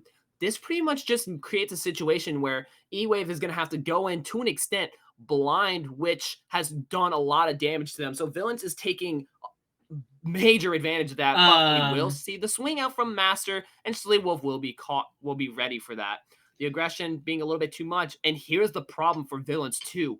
look at where eWave is. Pushed up into closet, we have Schliwu, which is a huge problem because usually the defense is able to deny that straight up entry. But now we have a situation where that's not the case. That is a huge problem for the defense winning this out because that doesn't normally happen. And now the pressure onto Kian, who's stuck by that closet, Oh the my. swing and the flash, and that's going to take him out as Rizraz will be able to get Kian. And we will see Nerd be able to take Ventix, another pick from Schliwu, and Eternal down. It's now up to Nerd. eWave being able to turn this around, but he's still stuck below. Rizraz going to secure that kill, but the Oh my double God! swing going to be able to take both Dex and Schliwu. He is not done. He wants to win this out as this is their map. The plant now going down. Get out to take this fight, but looking the wrong way as Rizraz will be able to gun it out for eWave to win this map. Villains just let their map pick slip away at the final moment, and as the game says, hard for victory. It cannot get any harder than that. 8-7 for Villains on this first map, and Schliwu, an impressive scoreline, 15-11, mainly playing as well.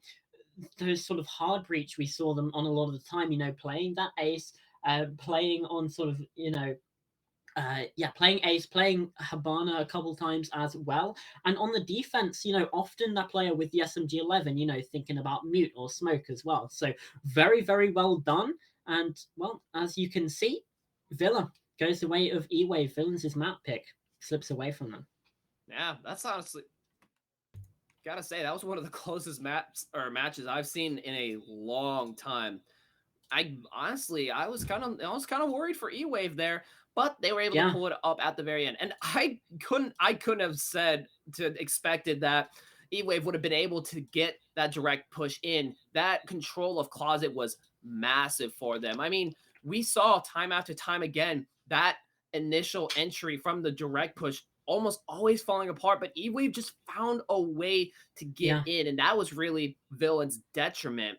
I mean, the defense going both the same way for both teams, but eWave was able to break that pattern at the last moment in one of the most unpredictable and pivotal points, which is often that both teams are able to slam out that direct entry, but not only keeping the hard breach alive, which often wasn't the case, and being able to get closet really just set an unprecedented situation in which Villains could not adapt to. So, I mean, that was a very unprecedented round based off the trends that we saw. So, good job to eWave for being able to pull that out at the last second as we now move on to the next map of Chalet. Yeah, absolutely. And, looking towards that decider, I'm excited because Theme Park would be map 3 should we require it. We won't know yet. What we do know is that Chalet will come in just a few minutes. We'll see you after this quick break. See you in a sec.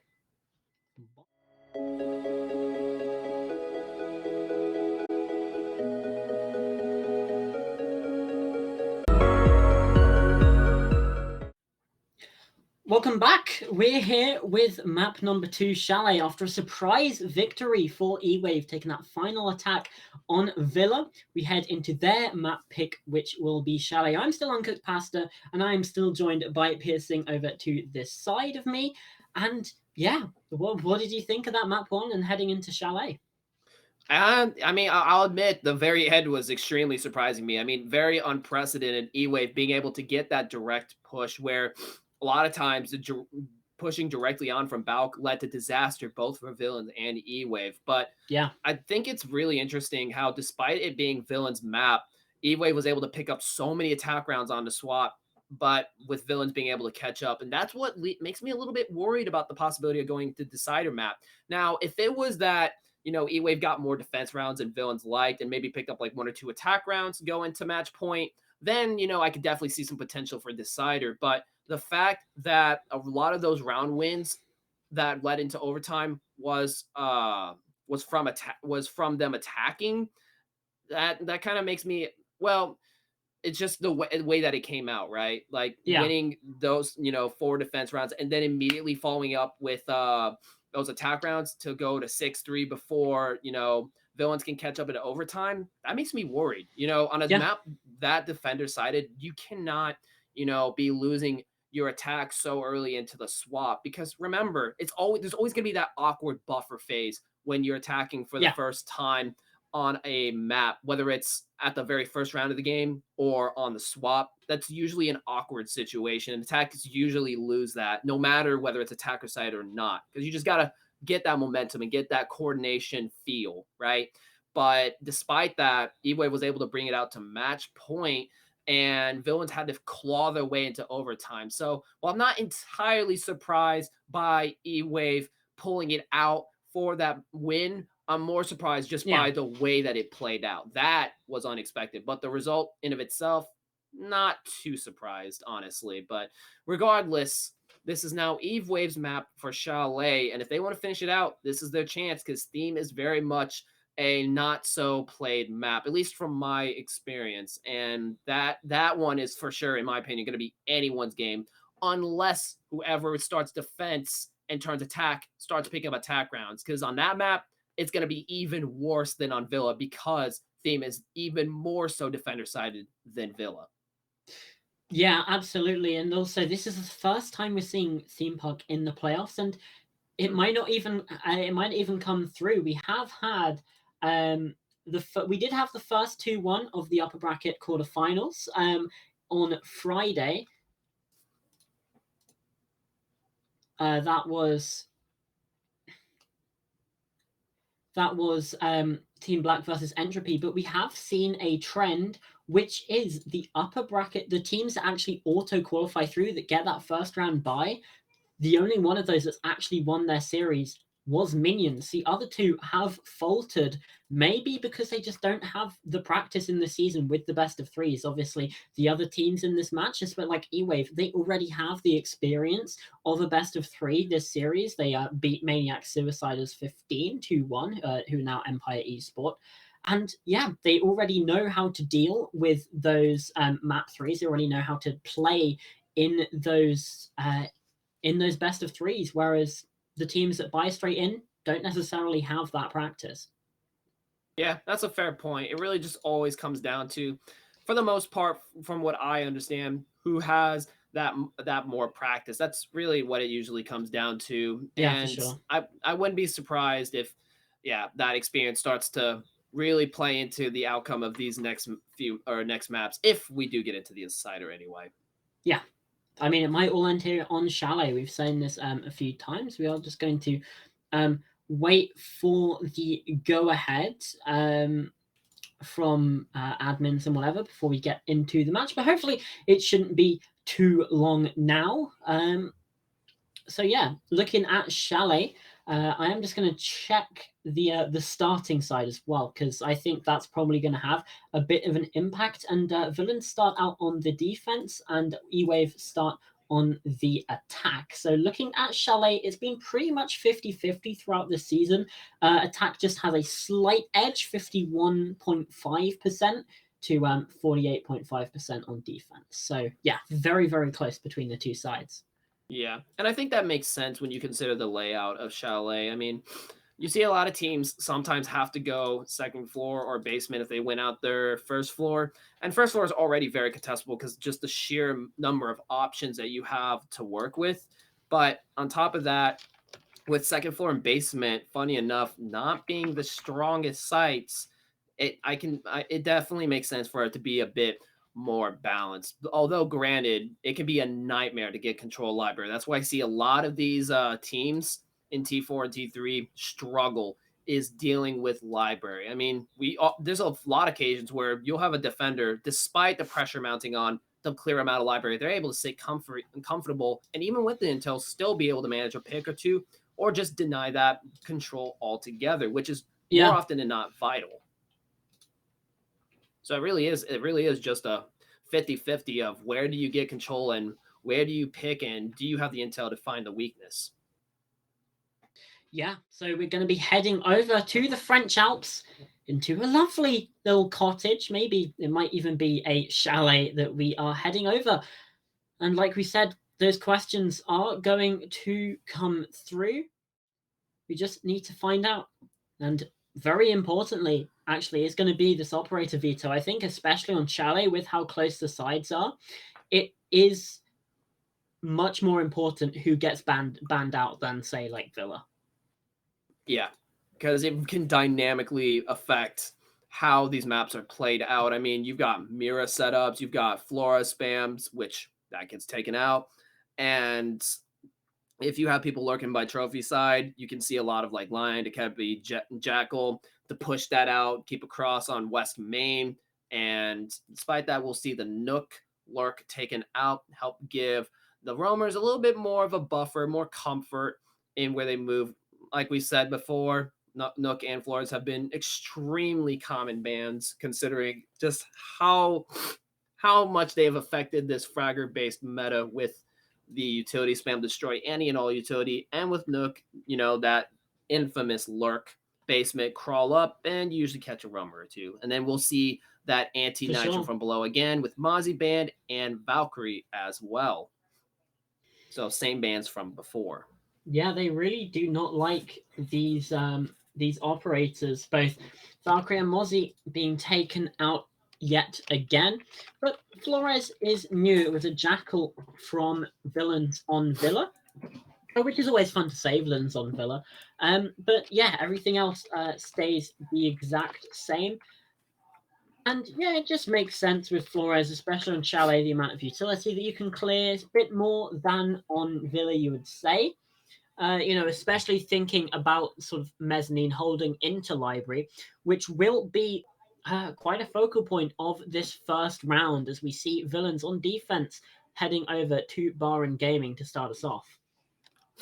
It's always a good site to start on, one of those first floor sites. Tend to see that quite a lot alongside with the Frost, and that's going to be Eternal picking that operator up. And honestly, it's a good pick with the amount of ways that you can catch someone off guard, kind of pushing. I've seen more rat spots with Frost than I can count, seriously. But we will see Dipsy on that Ying once again, looking like we're going to see a similar composition, though Villains is keeping up that active utility aggression that we have talked about before. Well, I wouldn't say active, but I mean, we have 3 charge utilities: Kizat on the Thor, Nerd on the Izami, Kian on the Wamai.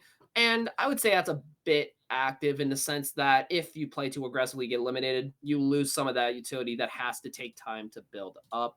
And it looks like we'll see eWave going for that standardized library push, a bit direct for the site that we're playing on, as that does leave the north component open for flanks. But with Villains positioning so far, that honestly can work out. We'll see the Capital as well getting ready to fire bolt off that Frost who's holding that corner. But here's the thing I see a lot of people tend to struggle to get that firebolt in just the right spot to push out the person in that corner. So if that doesn't go well, that could be a huge problem. But we will see Eternal still be able to pick up Shliwu from below, from that double window, hatch being open. That's going to be one pick out, some utility loss, but it is Twitch. And with the way that Fragger heavy meta has been, it's not going to be a huge loss, as Dex will be able to flush out Eternal successfully with the firebolt and eliminate Eternal this early on. 2 picks right out the gate.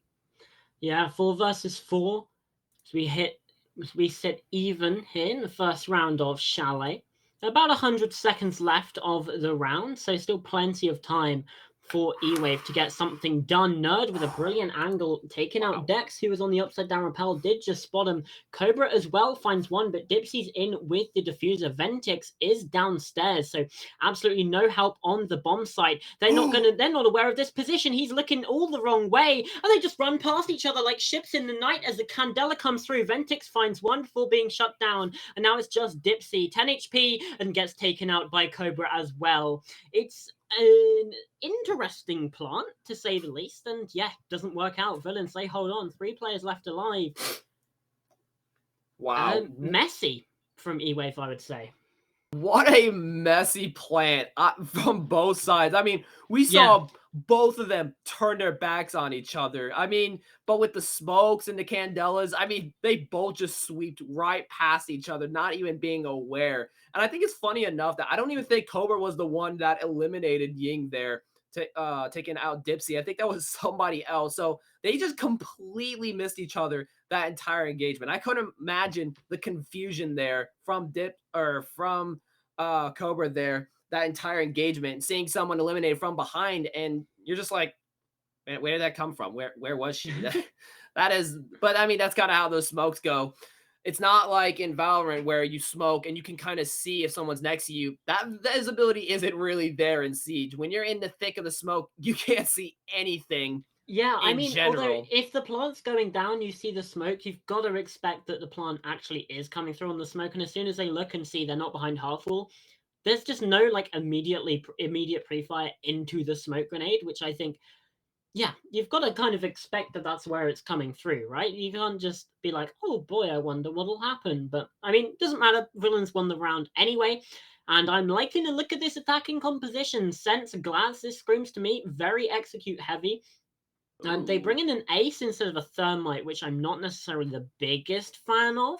I think thermite is a much better pick for this kitchen dining attack, but Agreed. they're happy to run with the ace. And yeah, I mean, I can pretty much tell you how this round, or how eWave want this round to go. They're going to push in. They don't have an Ossa either, which is, again, something that you kind of regularly see. Going to push in through Fireplace into that wall, into the bomb site. Use the sense through the drone hole and plant with the glass providing overwatch from outside.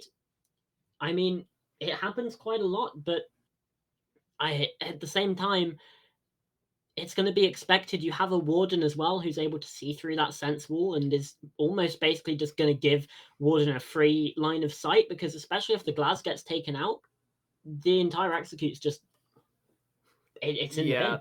This is very pocket picky, and yeah, you don't want to hear my opinion on Sense and Glass, but that's just me. But I mean, if they can make this work by getting rid of Keysat, it is entirely viable. But if Yeah. you ask me, this is a very pocket pick composition, which I see falling flat on its head. I mean, we saw eWave try to go for that almost rush-esque kind of push into sight and lose heavy numbers because of it. It looks like they're getting primed to do that same thing, but with Warden on the board, and I don't even think eWave knows about it, playing on site, that's going to be disaster. Keysat already taking Dipsy on that Fireplace cross. They know he's there now, but a little too late, losing Sense, one of the smokers, as Glass does not have smokes, but Rizraz will be able to take Cobra in response, but the damage already being done, losing Sense. Looks like eWave's going to have to do something different, though. Nerd will take Rizraz from that incredibly long angle. That's not a magnified scope either. That's quite literally just a default one times, which is ridiculous, quite frankly. That's just insane. That was, incredible shot there. Oh, and Dex nearly gets taken out as well. Oh my god, come on, you've got to be aware of this angle, Dex. Now Proning does have the thermal scope, is going to be aware of that position, but just not quite taking the gunfights, and he's just going to dip away, gets into safety. And actually, no, that was a player jumping from above. Dex does find Nerd, but that only equals it. Still 3 versus 3. Keysat, goggles activated, is looking through. Eternal as well has a very close angle onto the breach. Ventix has gone up close, could possibly try and get in position to get the plant down, and indeed does. After taking out Keysat, that is going to be the diffuser starting to be planted. Eternal kills the cover though, and the drop from Fireplace, not even necessary. Eternal cleans up the final 2. And that's Villains with a 2-0 start here on Chalet, which, you know, you said you worried about their defenses. They are throwing that right back in your face here, Pearson. Yeah, but I mean, to be fair, with eWave's compositions up to this point, it's hard not for that to come through. I mean, we saw Glass and Sense. Come on. I mean, come on. And then you lose Sense. That's your smoke gone. Yeah, definitely going in my face. But I mean, it's I rough. but I really think it just comes down to eWave is going for these pocket strat force plant situations, and it's not working at all. I think they need to kind of start playing more standard, as it is just backfiring time after time again, with Villains being able to take these rounds with relative ease, though granted Eternal went absolutely ballistic that last round, taking, I think, what was that, a triple that round? I think so, yeah. Yeah, playing incredibly well. That definitely does help. But I mean, eWave now twice in a row and still keeping Dex on that glass, going for these pocket plays, which are just not working. And here's the thing, Keyzat's still on that ward and staying alive just long enough to clear out those smoke plays. But Yeah. we will see Dex switch over to IQ, which I think was sorely needed, because I'll tell you what, Glaz and Sense are an eyesore to myself, if you ask me. It's also not the same attack. Sense and Glaz doesn't really work here on this site. I mean, Glass does still provide some overwatch from, you know, like big window or thinking about that tower on the outside, but yeah, it's definitely better to bring along, say, an IQ, because especially seeing the Echo being brought alongside by Nerd, being able to take out those yokais can be really, really important, especially as we've seen eWave try to get this plant down 2 rounds in a row. Oh, yeah. But, I mean, now that they have an actual standard composition, I think they're going to do a lot better here. Because right now, we really haven't seen anything from eWave other than those kind of forced plant scenarios that just didn't work out. So, I mean, if any time is the time to start getting some attack rounds, it's now. And, I mean, there's still 4 or this round and 2 more remaining, so they're not looking awful. We will see Ventix on that vert below. I'm gonna be honest, I used to not see this a whole lot, but it's been coming up quite a lot for dealing with Astro, and I am 100% for it. Astro trophy anyway. But we're gonna see Keyzat still hanging on, holding by those holes, and Nerd will be able to catch Dex. Keyzat looking to take Ventix. A lot of shots coming out from above or from below, but no damage really going out so far. Nerd taking a bit of damage as well, but still up and alive. Keyzat looking to take another peek, going for some pre-fires, but still not connecting. However, Keyzat is going to suffer some major damage from Sledge over by the drone hole, and now it's looking like eWave doesn't really have much control here at the moment, though. Some of the setup and hard breach is going through, though Keyzat holding below for that Nitro to catch the window. It's not going to go through, as Sledge will stick to that repel onto the window. And Nade going to come in and try to catch one from that hatch drop, but I don't think that's going to be going through. More utility setup from Hibana coming out as they try to push solar side, but with Keyzat still holding there, it's going to be a problem. But Shuluf will be able to catch Nerd with the nade, and now pushing up onto Solarium. Gonna spot that shield and will cross right past it, trying to push up and get that execute going. With 45 seconds, eWave is now into the site, but Kian causing a bit of trouble, and Shui will gonna be able to take one. Rizraz getting Eternal as well, now bringing it to a 2v4 as Dipsy goes for the plant. Rizraz still holding that repel. Those lines of sights just gonna be too much for villains to handle. Play it standard and you win those rounds. Well done, eWave. Yeah, they get the first round on the board, and that was a much better way of clearing out. They didn't just try and go for any sort of rush plant. They didn't get caught out by roamers as well. So yeah, massive for eWave, and they just they played that about as well as they could have. Obviously, you know, technically it wasn't a flawless round, or blah blah blah blah blah, but you know, they played that well. It was certainly a lot better than the first 2 rounds, and hopefully for their sake, they can bring that sort of, that sort of experience and that sort of confidence into this round attacking on Bar Gaming, and hopefully they don't get caught out the same ways, you know, from cheeky off angles and the like. Oh yeah, but I mean, I feel like eWave now starting to focus up here. I don't think that's going to be happening too often with the way that they were able to flush out Trophy, which pretty much is exactly how you want to deal with that. I think the Solarium push is often underrated when it comes to the attack, but they were able to still take it despite that Solarium presence and did it very well, even getting a nade pick when repelling in, which you love to see. So, I mean, huge props for that, but still at a round disadvantage, moving over to Bar side, which Villain telling pretty well. That was when eWave pulled that Ying hop in, and it looks like they're gonna go for it again with Dipsy on the Candela. That's gonna have me a little bit worried, because as we clearly saw from the last time they did that, it did not work out very well, though they do have Dex on the Capital, and we know that he puts in the work when clearing out Library. It's such strong Ying, and we're gonna have 2 people in a corner with ADSs, but here's the interesting thing you have to keep in mind, right? What is the one thing that ADSs do not catch? That's right, ADSs. So unless they have Wamai disc there, which they very much might with Kian, but if they don't, those Captal bolts are gonna just go right through. ADSs do not catch them, and there it is. Oh, Wamai there's the catching magnet. one of those bolts, gonna prevent Captal from hopping in, where there is also a frost mat that's gonna help him stay tucked for just a little bit longer as he looks to possibly peek that window as well. But there comes the other Capitao, and the damage now coming out. Gonna have to rotate and gets caught by Dex. The firebolt going through. I told you that ADS is not enough. You need more. Sleeve Wolf taking 2. Wow. Pushing up, and Nerd's gonna shut that down for a double kill. And now it is at a 2v4. eWave looking really good as they collapse onto site in rapid succession. Yeah, half the round gone, and we have pretty much half the players gone with it. As eWave now looking to push through Fireplace. Dipsy goes for the frost map, but Cobra's watching, and that's now a diffuser surrendered in the middle of the bomb site. eWave are just going to have to try and push this for kills, and Nerd has the angle, not able to connect it though, as Rizraz takes him down. It's all down to Cobra now, 1 versus 3, and can't find any solace inside of the connector. That's going to be Dex taking him out, and that's going to be eWave with a second round on the board. A much better attack than the first time around we saw that Bar Gaming site. And Villains, where do they go from this?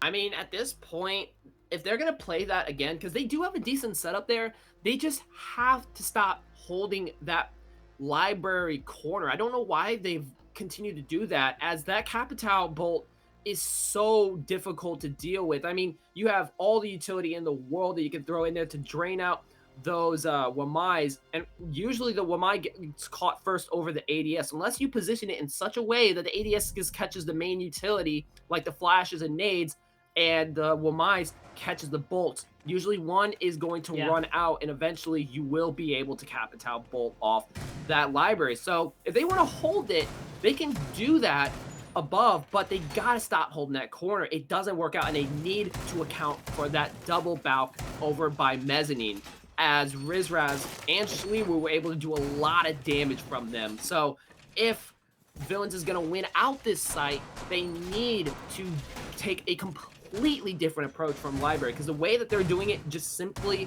doesn't work. This is why I say once again that Dex is a criminally underrated operator, because of the fact that it bypasses ADS on, which is huge for dealing with Jaeger, who's such a very common operator.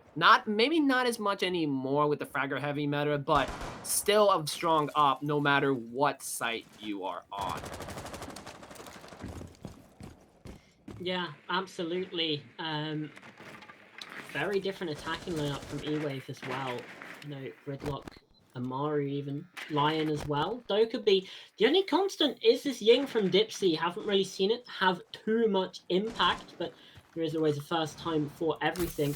It looks like Shlewu will just very quickly enter into Fireplace, runs into the bomb site. Ventix gets downed, but the player inside the connector gets caught by Shlewu. Cobra with the trade. So the diffuser starts to get planted. Dex not able to find the shots onto Kian. What a whiff! And Nerd's able to find the planter. Complete catastrophe as eWave fall apart at the seams. Cobra does get down through the wall, but there's just absolutely nothing that's going to be there to save eWave inside of this round. Rizraz, the only player left standing against 4 defenders, all on full HP, as a dog comes through. PSAT on the window, does get aggressive, tries to find the pick, and Rizraz down to about 10 HP. This round's over.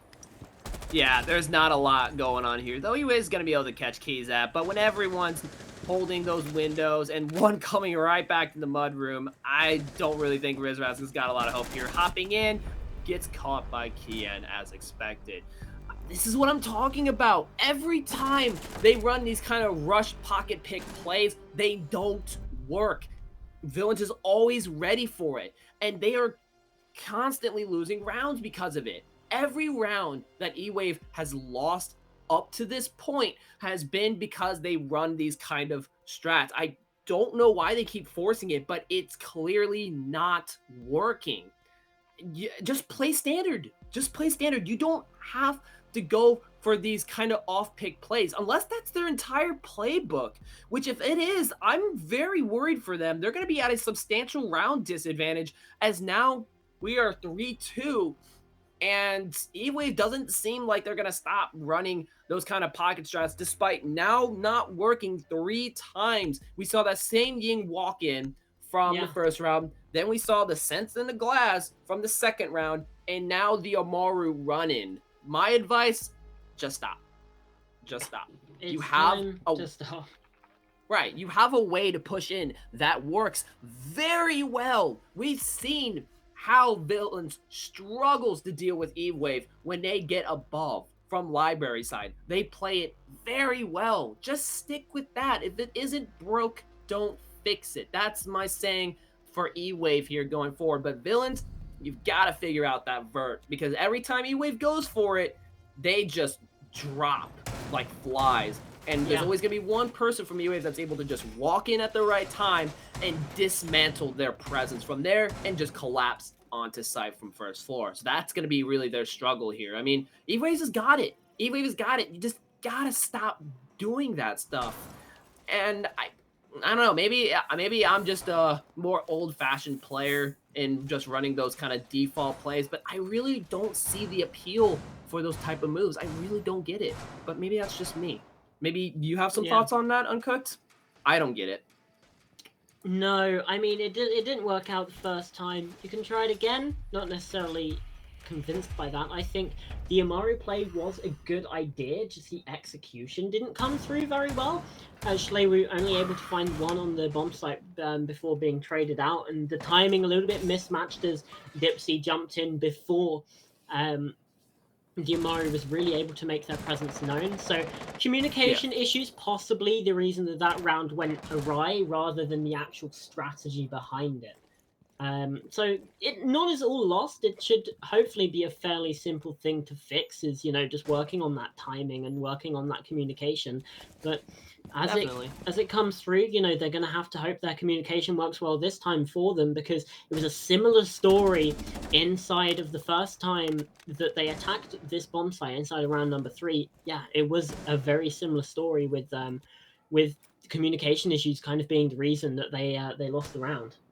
Yeah, and that very well could be it. I mean, we saw a lot of potential from the last time they tried that with that Amaru run in, and it did have a lot of potential at the very beginning. But if that's really what the issue is communication, then in my opinion, Play it simple. yeah, play it simple. It's just losing 3 rounds to that kind of style of pushing where usually it's a blowout. It just, at that point, is it really worth it to keep going for that? And in my opinion, it's just not. And I that's just my opinion anyway. And it looks like eWave will be playing the standard, which I think is going to be major for them winning it out. Though I wouldn't be surprised if Villains wasn't paranoid of some kind of run-in kind of push. But eWave doesn't really have the composition that typically entails such a movement. But eWave still has that ability to just run in if the timing is right, which if they can get that, we might see another round for them to even it out onto a 3-3 as eWaves can push us out from Fireplace and those ace charges now coming into those Selmas to get that wall open. But here's the problem with picking him instead of Thermite. You're going to have to vault in, which can leave you extremely vulnerable. But it is going to be still just a little vault in, and you're good. They did push off the Vert just enough that they're going to be able to walk into sight without worrying about Vert punishing them. So in that regard, the vault is okay, but it's still a little bit of vulnerability that can cause problems. Ventic's going to be able to pick up Nerd from above. Kizot taking a lot of damage from West Main as Dex looks to walk in. Going to be able to catch Cobra. That's going to be Shliwu from the door, and Dipsy now getting the plant as Ventix is able to take Kian as well, but Dex will be able to shut down Kizat. And Eternal gets taken out as well. That rapid succession execute going very well for eWave. A much better round from eWave there than we saw in round number 3. Just being able to lock things down. Again, it was that simplest sort of push, and it worked out for them. So, yeah, playing it simple worked out in the end. But as we head into the round swap, we are going to have our very first offensive round from eWave. They're looking to take us to Kitchen Dining if they stick with this choice. And looking at the lineups, it's a pretty standard hold. The only thing that really piques my interest is going to be the castle. But still fairly common. We might see a barricade on that sort of corridor door from the kitchen leading out towards fireplace, and then just kind of to bolster the setup upstairs, just make it a bit more difficult for the attackers to clear out the off-site hold. And yeah, fairly standard stuff. Honestly, I mess with the castle though, because what it's gonna do allow eWave to do if they want to get aggressive, it's gonna stall them out just enough to give a heads up of where villains is positioning themselves to get that vertical control. And that's also creates a time buffer where the roamers can run out or swing out or flank, and it can cause a lot of mayhem for villains because the key around playing castle isn't so much to outright deny them from walking in, but rather create that buffer, that time delay, that utility sink that allows roamers to really get their damage in, or just help to create some space as far as the utility dump that will come when it comes to dealing with that execute. So that's really what it's all about when it comes to playing castle, and I think Dex is setting it up for just that, which will definitely help in dealing with villains push, though depending Yeah. on how they go about it, because right now looks like they're going to be going for mostly vertical from library side, so we'll see if that has the impact that eWave is looking for. Have they reinforced mezzanine? It doesn't necessarily look like they have. No, that's been left soft. Which I'm not. They actually holding across very differently. I don't know if I'm necessarily a fan of this, just because if they can get control of office, which seems very easy to do because there's no defenders there's no even lines of sight in there from bedroom, they can just kind of go for a plant. They don't even really need to worry about the rest of this top floor hold. They can just kind of plant, and as long as they have people on the bomb site, it should be fairly easy for them. And the tunnel gets the opening pick on bathroom. I absolutely agree. That's a kind of a problematic setup that they go for that fireplace side plant, but it doesn't look like they are so far, as the fireplace wall is still reinforced, so it doesn't seem like they're really going for that, as Cobra's not even over there, and he's out looking to take two people at once from piano side, not going to be able to take a pick, now starting to fall back. However, it looks like Cobra's now by fireplace, getting ready to open those walls. There's that problem I was talking about. You still got two people deep into master, and you have no ability to deny the walk-in from above, which could be a serious problem. Though, granted, Villains does not have any smokes, which could be a problem. Nerd gonna be able to take out Riz Rask. He's at getting Dipsy, and that will be the Vert taken out. Though, Ventic's not coming out, not coming out without a fight. And as well as Schlieluf gonna be able to take one, holding down the site. But with the way that it's set up, Villains has a prime opportunity to get a plant going, though with Eternal holding out for West Main, they're looking a little bit split at the moment, which eWave could very much abuse, especially Ventix in his positioning at the moment. With 25 seconds left, the clock is ticking down. They're going to have to full collapse onto Breach, which it looks like they're doing right now. Yeah, as you just have the ace pushing into the bomb site, finding those last two picks, one with the AK, one with the pistol. Wow. And yeah, that setup from eWave really came to bite them in the butt. Yeah, as I said that just quickly fell apart with Ace pushing it. I mean, you were right. I think they were in the right idea with Dex on the castle, but I can't really understand why you would give them office side like that. That's the problem, is that is the most common take, is to reinforce or to pop open fireplace and then just walk right in. And that's exactly what happened. And eWave had nothing to follow up with there. Absolutely nothing. You had two people all the way back in Master, which would have been fine if they could have rotated down Solar, right? Maybe had someone go down West Main, try to flank or something. But no, they got crushed on the Vert. Now, granted, with holding far back as they were, that's not the biggest issue on Earth as far as vertical goes, but it doesn't matter. You now have an opening to walk right in, and that costed both Ventix and Schlieluf their lives, and they ultimately lost because of it. So don't think it's going to be good for them in the future to play that site again, or if they do, they have got to find a way to hold on to office. You can't just give that for free. Yeah, that is a very important room. Yeah, for sure. It's like immediately as soon as I saw that, I was like, there's like multiple issues with this setup. Yeah. So yeah, either way, No, still well played by villains. You know, they sort of identified the sort of weaknesses. And another thing that I liked as well from eWave actually was Shliwu's position on the kitchen table, where you know they just had the lines of sight up onto the single door into office. You know, it just made it quite a nice position to play around. As it stands though in this round, one thing to look out for is those frost, those hog mats inside a mezzanine are going to be causing a bit of a Holy. nuisance when it comes down to that sort of execute.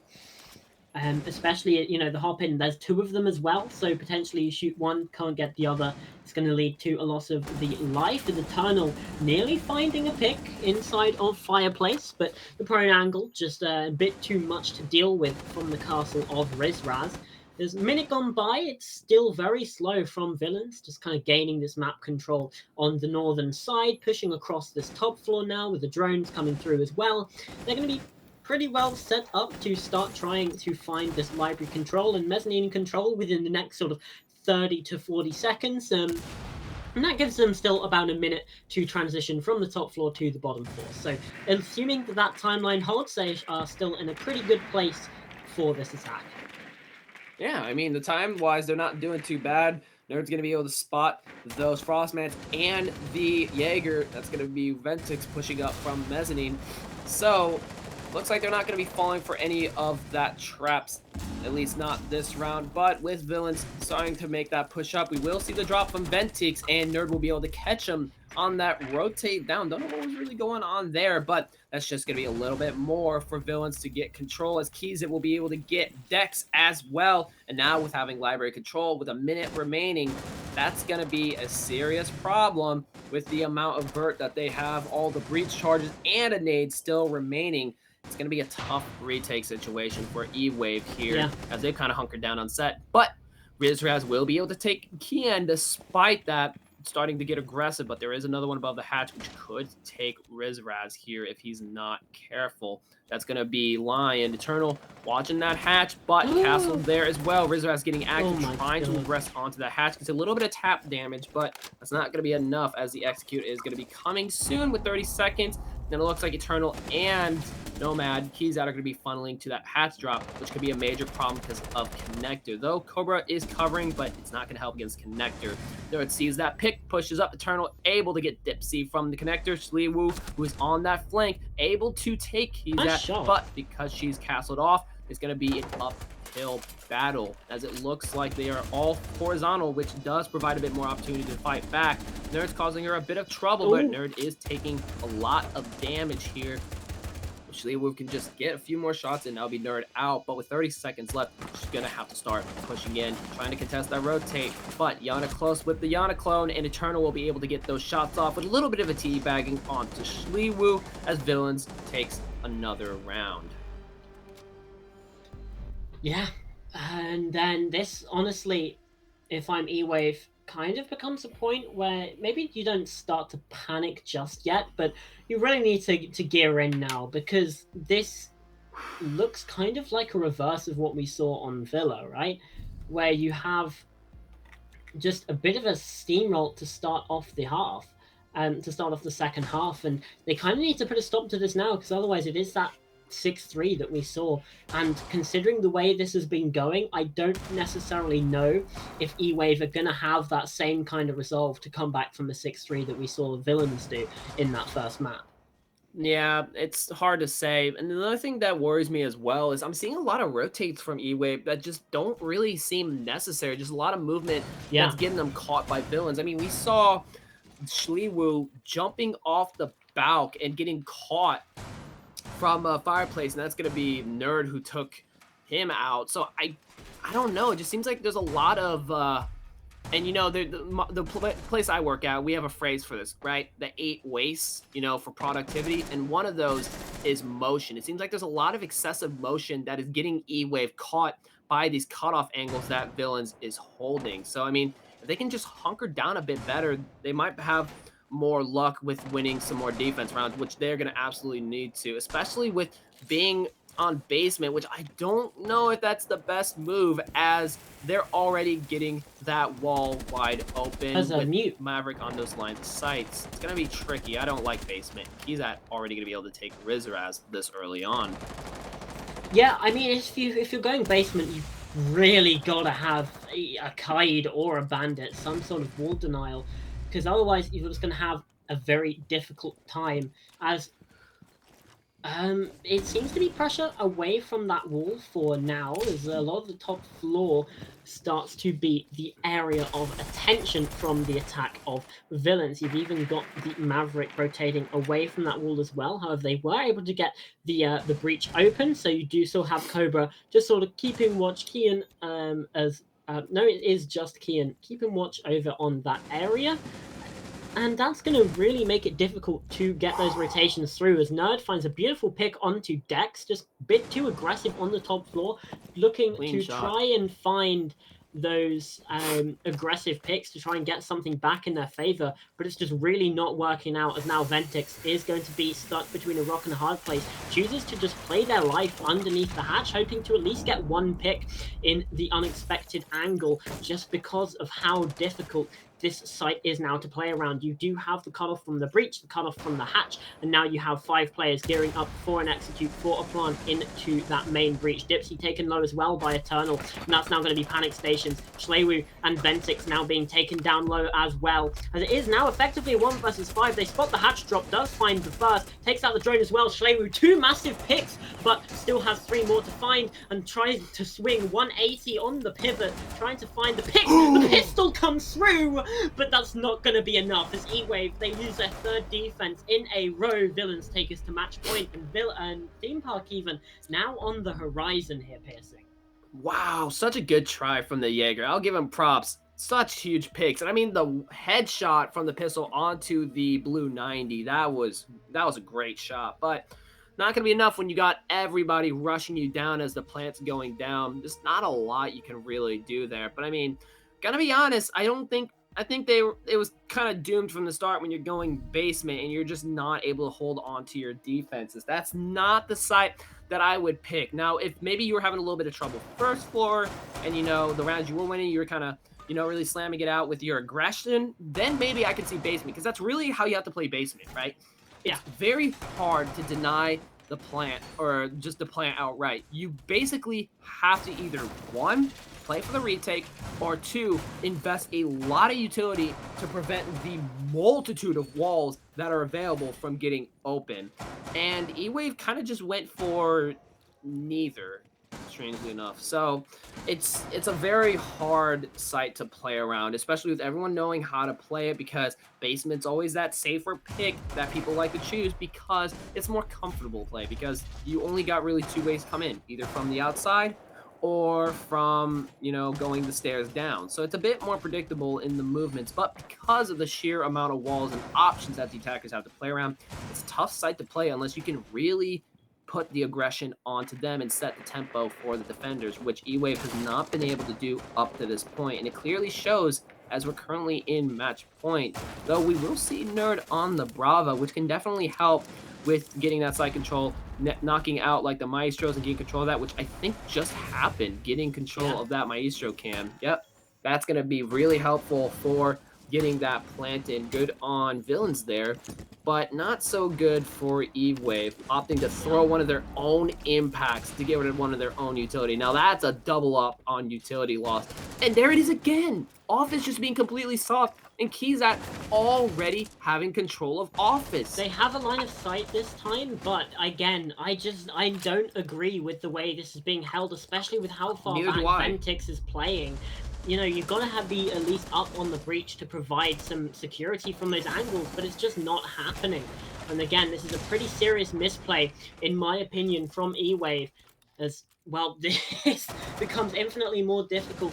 Hatch being opened up to provide a bit of an exit for Schlewu down below. As half the round has gone by, it is going to be a difficult position to hold. Schleru close on this wall as we start to see the smokes come through. Actually going to push up a little bit further. Does have the hatch if they need it. But Kian finds the opener upstairs, taking out Dipsy. That's the Wamai. Ventix does find a trade, at least takes it back. But Schleru's position now noted. They are now going to be pressuring this. Does find the swing, but actually no, it's Rizraz who finds one. The FMG9 on the smoke, and Cobra's down so low.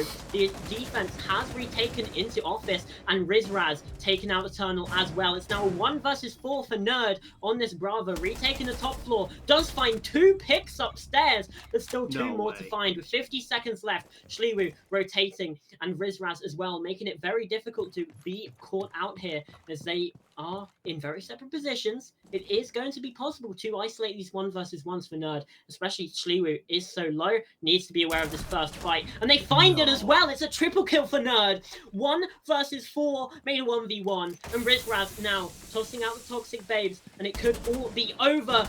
No way. Capital gun, the para, just rattling through the bomb site, but with 20 seconds, it's now or never. No time to reload, no time to think about it, just has to sit and try and find these kills as the Toxic Babes come through once more. The pre-fire from the smoke can't be found. SMG left in hand, and Nerd takes it. I thought it was going to be denied, but Theme Park is going to be map number 3. And get out! Will be coming. What a clutch from Nerd coming through in the final moments. 1v4. Are you kidding?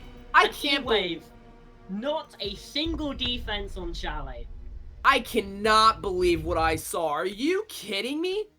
I mean, they got it. They denied the entry, but they just let Brava isolate those ones. Why would you play so far back like that? You had Maestro holding in the corner of Bar. I mean, you're just holding off angles, hoping that you'll catch them where they aren't going to check. But she clearly knew that there was going to be a, these off angle holds and cleared it perfectly.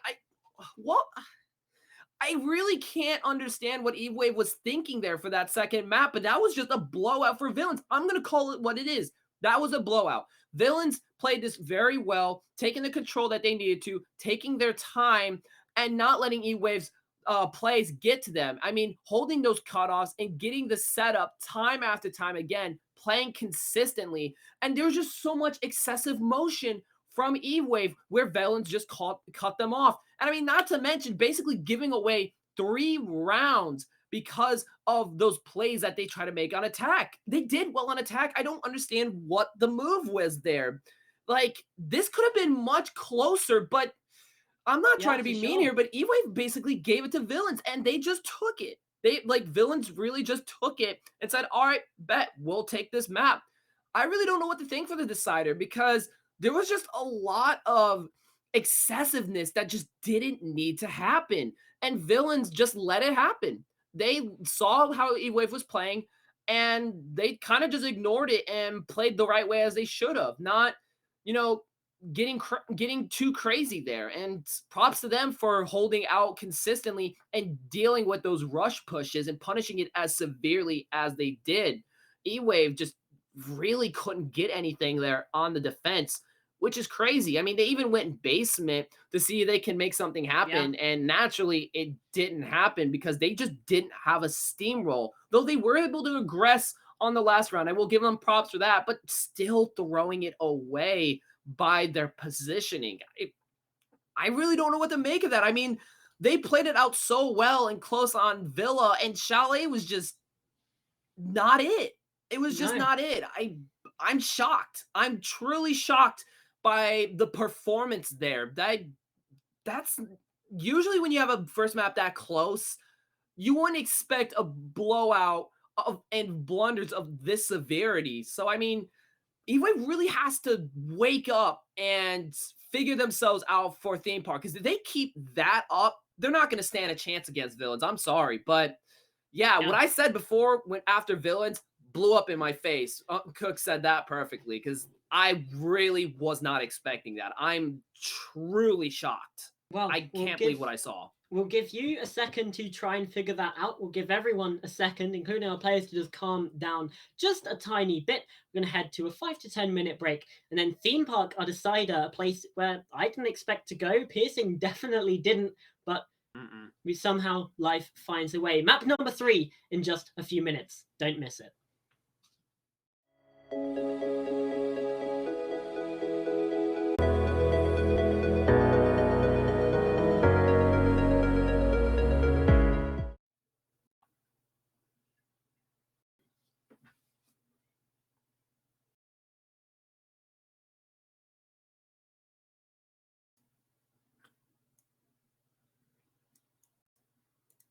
Yeah, that I yeah, let's ignore that. We're gonna pretend like that didn't happen. We're gonna all reset onto Theme Park. We're gonna chill out, mellow out onto a map that we don't get to see often. And as Uncooked mentioned before, it's the first time that we're gonna see Theme. So very exciting stuff.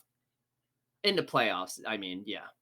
But I mean, still interesting nevertheless. I love myself Theme Park. In fact, it's actually one of my favorite maps because whenever I play it, I'm a demon on attack. So I love this map. It always tickles me to see this map every once in a while because you also see a lot of either default or just some outlandish strats on Theme Park for defense, and it's brilliant.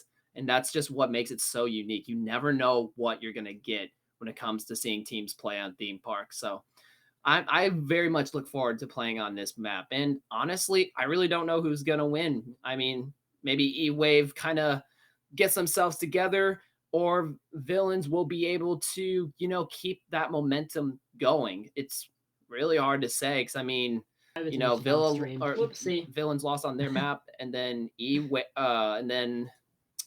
Villains was able to just kind of blow them out on Chalet. So I really don't know what's going to happen. But regardless, my expectations have been blown out of the water. What do you think, Uncooked? Yeah, I think I was muted on stream for that first bit, but hi everyone, I'm here. Yeah, Theme Park. It's always exciting. I just hope that I remember the calls because it's been a while since I've had any experience with this map. So yeah, I might just act like an old man and call it that place over there. Hopefully, Piercing can handhold me and guide me to where I need to be.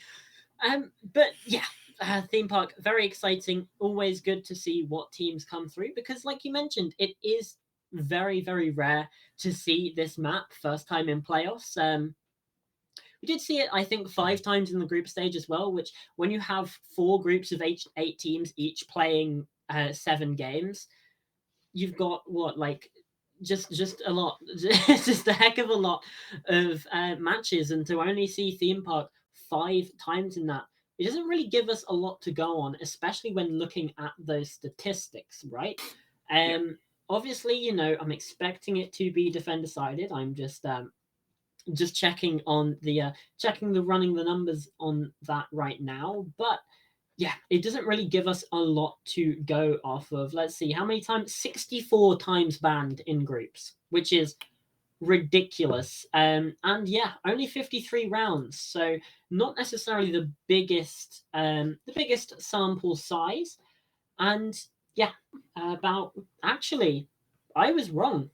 62% attacking win rate on Theme Park so far this season. Obviously, with such a small sample size, I'm not necessarily sure whether to base that fully, but it seems like the attack seems to have a pretty good time. Yeah, that's wow. I can see on your face that you're shocked by that. Thoroughly surprised. So many surprises today. I mean, we saw the win for Villains on Villa. We saw the way that Chalet played out, and now we're going on a map that is that's heavily defender sided typically, or defender sided, but now attacker sided for this league.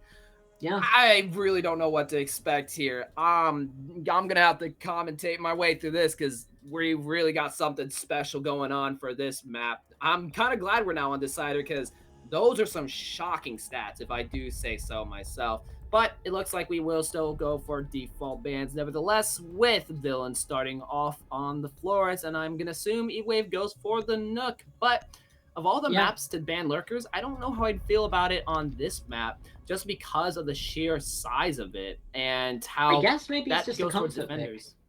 I Yeah. guess it could just be a sort of comfort pick, removing the knock. That's really my only explanation for it. I can definitely see that, but you know, I would have Yeah. expected maybe like a Cade or a Bandit ban just to help with Armory. Otherwise, you're basically giving it to defense. But no, eWave will go for a Mozzie, and since we're going comfort picks, I'm gonna take a guess and assume that this will be a Valkyrie ban, which Yeah. fair on this map because of the sheer size of it and just how much is to clear out and how much soft floor there is, especially for Armory, you know, Nitro, all that vert. But instead, we will actually see a Solus ban, Oh. which is fair enough because when you got to clear out so much space, the last thing that you want is to have a Solus shooting it all out. That's not going to help anything at all. And No, we'll be definitely moving not. on to Armory Throne after the op ban phase. So, standard start, I would say so. Yeah, absolutely. And I'm not necessarily seeing anything in the defensive comp so far that's really saying anything to me about it being unexpected. Maybe the Capcan you could say, but you know he's coming more and more into the meta now, especially you know with the ability to place 2 Capcan traps on a door, you know, place them in some off-site positions where the attack might not necessarily expect, you can really catch them off guard. Now, I'm looking at the attacking picks, but I'm worried to talk about it yet because they could change. So let's put a pin in that, hold that thought, and just sort of discuss this bomb site, because especially bringing the Ward along now has the shield, which I necessarily am not the biggest fan of when you have an alibi in the lineup, but she's got impact grenades, which, again, no, why? Just why would you bring impact grenades? I hopefully it works out, but really, as the alibi, you're not really bringing much utility to the team. Yeah, sure, you have a bailiff to sort of set up lines of sight and whatever, but if you have a shield, then great, cool. The prismers only really provide any sort of safety when it comes to the late round, and really the reason you bring alibi is just because it's a good gun to frag with. So Nerd needs to be finding one, maybe even needs to definitely be finding one to have their impact really shown in this round. And hey, what do you know, we do have that Amaro coming through. Yeah, and Dipsy on Namonti as well. I guess eWave isn't giving up that gimmicky approach, which already makes me pretty worried, especially with now it's apparently attacker-sided. Yeah, let's see how that plays out. I'm a little bit worried for just about everyone for what's about to happen. And yeah, I agree with what you were saying about Nerd, but if she's on the roam and plays her cards right with those impacts, it could see a lot of effect. One of those already going out to make a rotate between daycare and I believe that's like bunk. I'm gonna be honest, I'm a little rough on the call outs as well. And now we see the push from eWave over in Cafe side, but they should have a pretty clean entry with the way that Villains is in right now. We were taking a lot of damage already going into Cafe, but we do have a lot of crosses coming out of Cafe, so getting in is the given, but coming out is the hard part. And are they going to be able to come out successfully? Hard to say. They already got some holes lining up for Cafe. The Monty pushing in from Cafe. If one drops below for the Nitro, that's going to be disaster, but Dipsy already pushing out into Cafe corridor.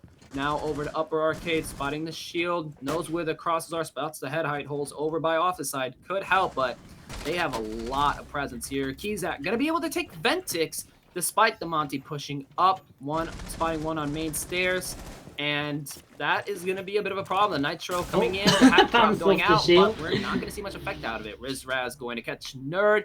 A lot of picks coming in now as a minute left, and another double kill for Keyzak. And they really don't even have any on-site presence at the moment, and they still have a lot of roamers to deal with here. Not the greatest start on Earth, and we'll see Shlilu trying to get a bit active here, but not seeing much effect. Capcan now pushing up, taking that initiative. The hat drop and the Nitro. But he's gonna catch nobody. Oh my gosh! And now the Candela is coming in. The rush onto side in rapid succession, but with Monty in as well. He goes for the plant. eWave turning this around quickly as now Villains has to come back onto site, getting shot from behind. Another hat drop from Capcan, gonna get eliminated, and Rizraz taking both from the back on split, and now it is up to Kian as this chaotic round just keeps getting crazier and crazier. From that drop, the Monty going to spot Kian, looking to take that pick onto Throne Room. Another Candela going out. The spammy utility doing wonders for eWave as they drop the hatch. Very unfortunate. Eternal was not able to catch that. Dipsy just holding the door, and Kian is going to push back as the Monty goes forward. And with that, that's going to be eWave's first round. Though Schleewoof does get down. Don't think that's going to matter much, but the pistol whip will get her out at the last second. Yeah, very good first round from eWave. The adaptation there really working out in their favor. Just, you know, they noticed that there's no one actually on the bomb site. And as soon as I have to say it's an unfortunate whiff from Eternal, but as soon as that comes through, you know, they sort of get allowed free entry into the site. And, you know, they spot that weakness, just go straight forward, especially as it wasn't necessarily the greatest start. Yeah, definitely not a great start. But I mean, when you keep that hatch open, that's kind of the problem, especially when you have a Monty. You just drop in and you have instant site pressure.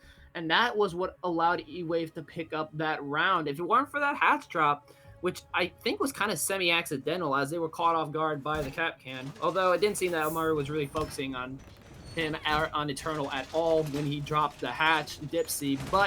Or I'm sorry, Schleewoo, but still got the damage either way. I would say that was more purposeful, but that's kind of the problem when you keep that hatch open. I personally like to keep it closed, but regardless, if they want to win this round, they cannot let eWave just get in like that. I mean, they were doing good on the denial and even running the time down, but all it took was just that drop for everything to fall apart, really. And I mean, maybe hunker down on site a little bit more, maybe bring a smoke. I don't know, it's hard to say for sure, but that's going to be what Villains is going to have to do to stop eWave as they run the exact same composition again. Yeah. It's a tough one for Villains. Obviously, a lot of that can... I do hate to single out one player, but Eternal's gunfight and the whiff of it on those two players seemed pretty pivotal in the outcome of that round. You know, even if he gets one there and sort of still lives to tell the tale, that round is completely different. You know, you don't get either the Monty or the Ying dropping down into the bomb site, and both of those very impactful. You know, kill the Monty, that's Diffuser. Kill the Ying, she doesn't go in and get three picks on the site. So on the retake even. So yeah, an unfortunate moment kind of led to that round, and that's maybe why Villains feel like they are confident enough to sort of go for this again, because it was really just one unfortunate misplay that kind of spiraled out of control. Definitely, and I agree. We'll see. Ventix already taking nerd with the Claymore. Yeah, maybe not. Yeah, that was very unfortunate. We're going to see another run out. Schleewoo taking out gunfight with Keyzap with the pre-fire, taking two.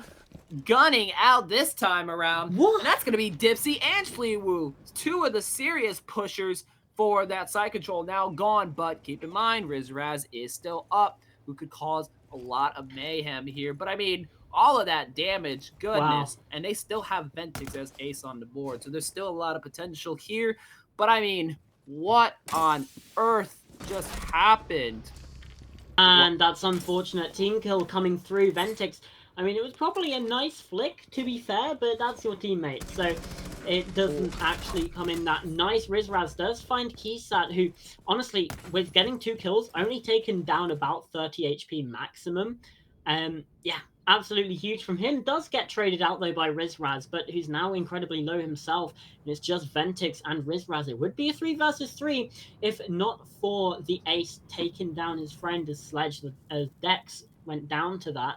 And Mute Jammer as well means that that yellow position is not going to be cleared out. You still have positions to clear up on this top floor if you're eWave, and only 30 seconds left to do it. just doesn't look very possible, as now the Candelas are going to start to come through fairly shortly. Just a drone to follow through first, make sure they have all of that information. And indeed, the Candelas do come through. The Kiba barrier as well is there just to try and prevent this push. But there comes the drop. They're going to be waiting for it. And the Mute finds it. Even when blind, it doesn't matter. Villains find their first round very, very comfortably. That was so unfortunate. Looks like the blind didn't do all that much for the Mute. But what was that TK? That was very much something. Yeah. These past 2 rounds have been just so ridiculous in how they played out. One little mistake cost Villains around, but eWave with I believe that was a 180 flick onto his teammate. Yeah. I don't know where the mental is at for both teams, but it can't be anywhere good because this is just nuts. No matter how you spin it, these are just criminal misplays. Honestly, just the way that they are, kind of down spiraling. Either way you put it, it's just not what you want happening. No, that's for sure. Well, okay, it seems like a mistake traded both sides, and we come out of it 1 round apiece, which is very equal scoreline. Obviously, armory thrown, very good defensive site. You don't necessarily want to be losing that, but with the way things are trending inside of ESA Season 5, maybe it is quite common. You know, about 60%, or actually I think it's more than 60% of rounds being won by the attack overall. So maybe there is something to that.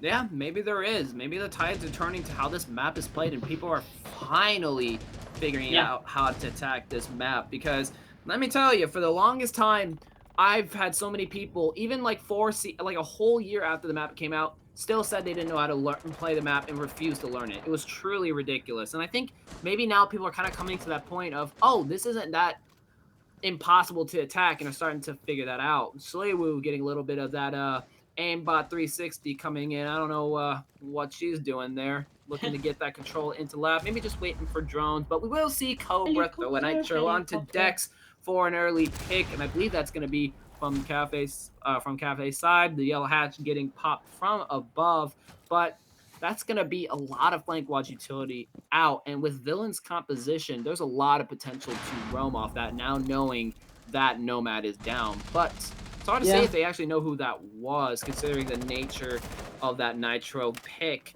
And with Shliwu now below, could do some serious damage with the nades if that intel comes out.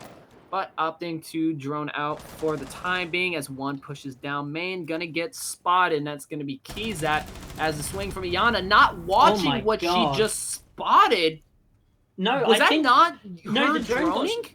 The drone got shut out by the player on the balcony. It didn't even spot the warden on the stairs. That's why she was prepping a nade to throw it up onto the sort of arcade balcony. Perfectly played there by Villains, just to sort of team up and get that kill. Oh, I didn't even see that person on the balcony. That is so unfortunate. Yeah, for they shot the drone. It didn't even spot the warden on the stairs. Yeah. Oh my god, that angle from Keysat. The 1.5 on the MPX just really proving its worth with 2 massive picks. And it is just those pixel angles as the smoke grenades do come through. It's a third for Keysat in the round. All down to Dipsy now, 1 versus 5. And the run out can't even get it done. 4 massive picks on that round from the warden of Keysat. And well, there you go. That just shows why Villains are in the position that they're in, why they went flawless in their group. And well, timeout requested by eWave. They will just want to have a bit of a chat about that, because those previous 2 rounds just have really not gone their way. Yeah, Keyzat holding those pixel angles incredibly well. Shoot, I couldn't have done it better myself, and I'm on PC. Goodness. Real gunners out here. Keyzat being able to take picks like that, playing that very well, and just outright denying that Cafe push. I mean, if any way is the way to do it, it's just like that. And that's going to be putting Villains at a round advantage. They're looking pretty good here with the way that these rounds played out. I mean, the only round they really lost was just because of a mistake that just pretty much expanded into a disaster for them. But Yeah, otherwise, they still played it really well with how eWave was so low on time there and having to force that out the way they did.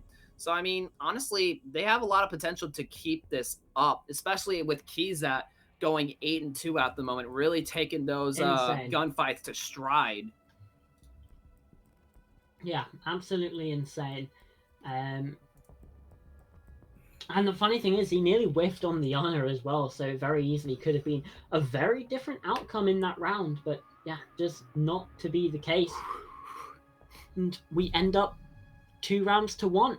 Villains now take us to initiation, avoiding the drug lab site, which honestly is understandable. We don't really see it that often for good reason. It kind of sucks. Yep, and now with where we're moving right now, I think this is really first time that we went over this side of the map with going office and initiation. I believe that's office. Yes, it is. Yeah. And looks like we will see eWave yet again with Dipsy on the Monty, but I really don't know how much impact that's going to have going forward because Villains is very well aware that that is an operator that they like to bring. And I mean, the composition kind of speaks for itself in dealing with that. We have impacts from Eternal, Nerd, and then a Nitro from Cobra. And especially with Mira on a Nitro, that's really dangerous because often you see, you know, Dipsy like to push these angles, the spawn peak doing so much damage to Rizraz. He cannot get a break because, I mean, he got nitroed from the round before outside, I believe, and now taking heavy damage.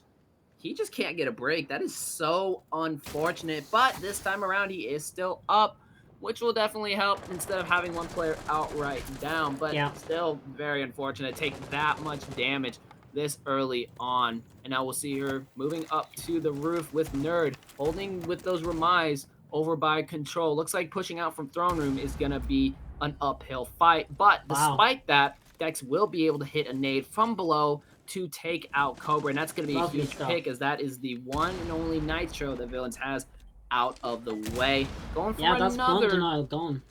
But there is no one over by Top Dragon. They have clearance to push up Cash if they do this right, but Eternal playing this aggressively is going to give them a bit of trouble.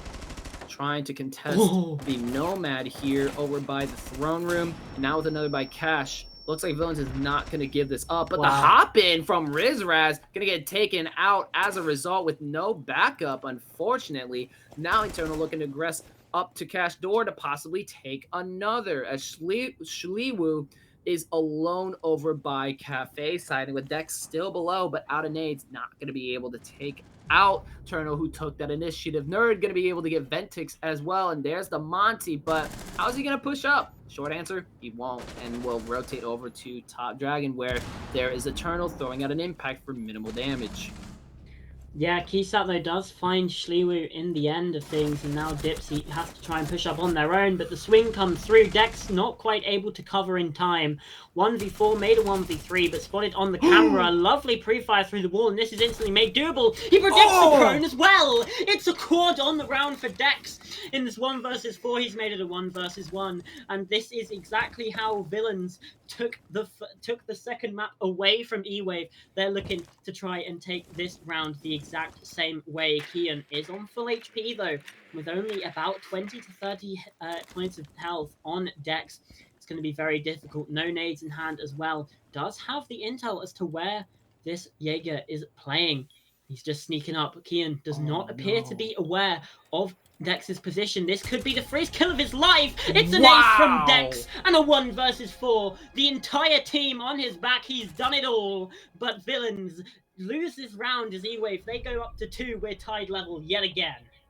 And they had it all too with the Top Dragon control, but they just heavily overextended onto Dex once the Monty was down, and he just picked up one after another, and Villains just starting to do the same rat stuff that eWave was doing on Shaoli. I mean, you had one holding prone, you had one trying to wall bang out in the open when there wasn't a zombie Kiba to cover him, and then you have Jaeger just holding aggressively and not even a care in the world or not even any knowledge that there's active intel on him. I mean, really a lot of free picks for Dex to just, you know, just eat up pick after pick after pick, and then finishing out in such a clean fashion. I mean, not even a show of resistance, or at least not much for it to be a serious threat to him, as it all just kind of fell onto him and he took them, evening Yeah. out the rounds for eWave.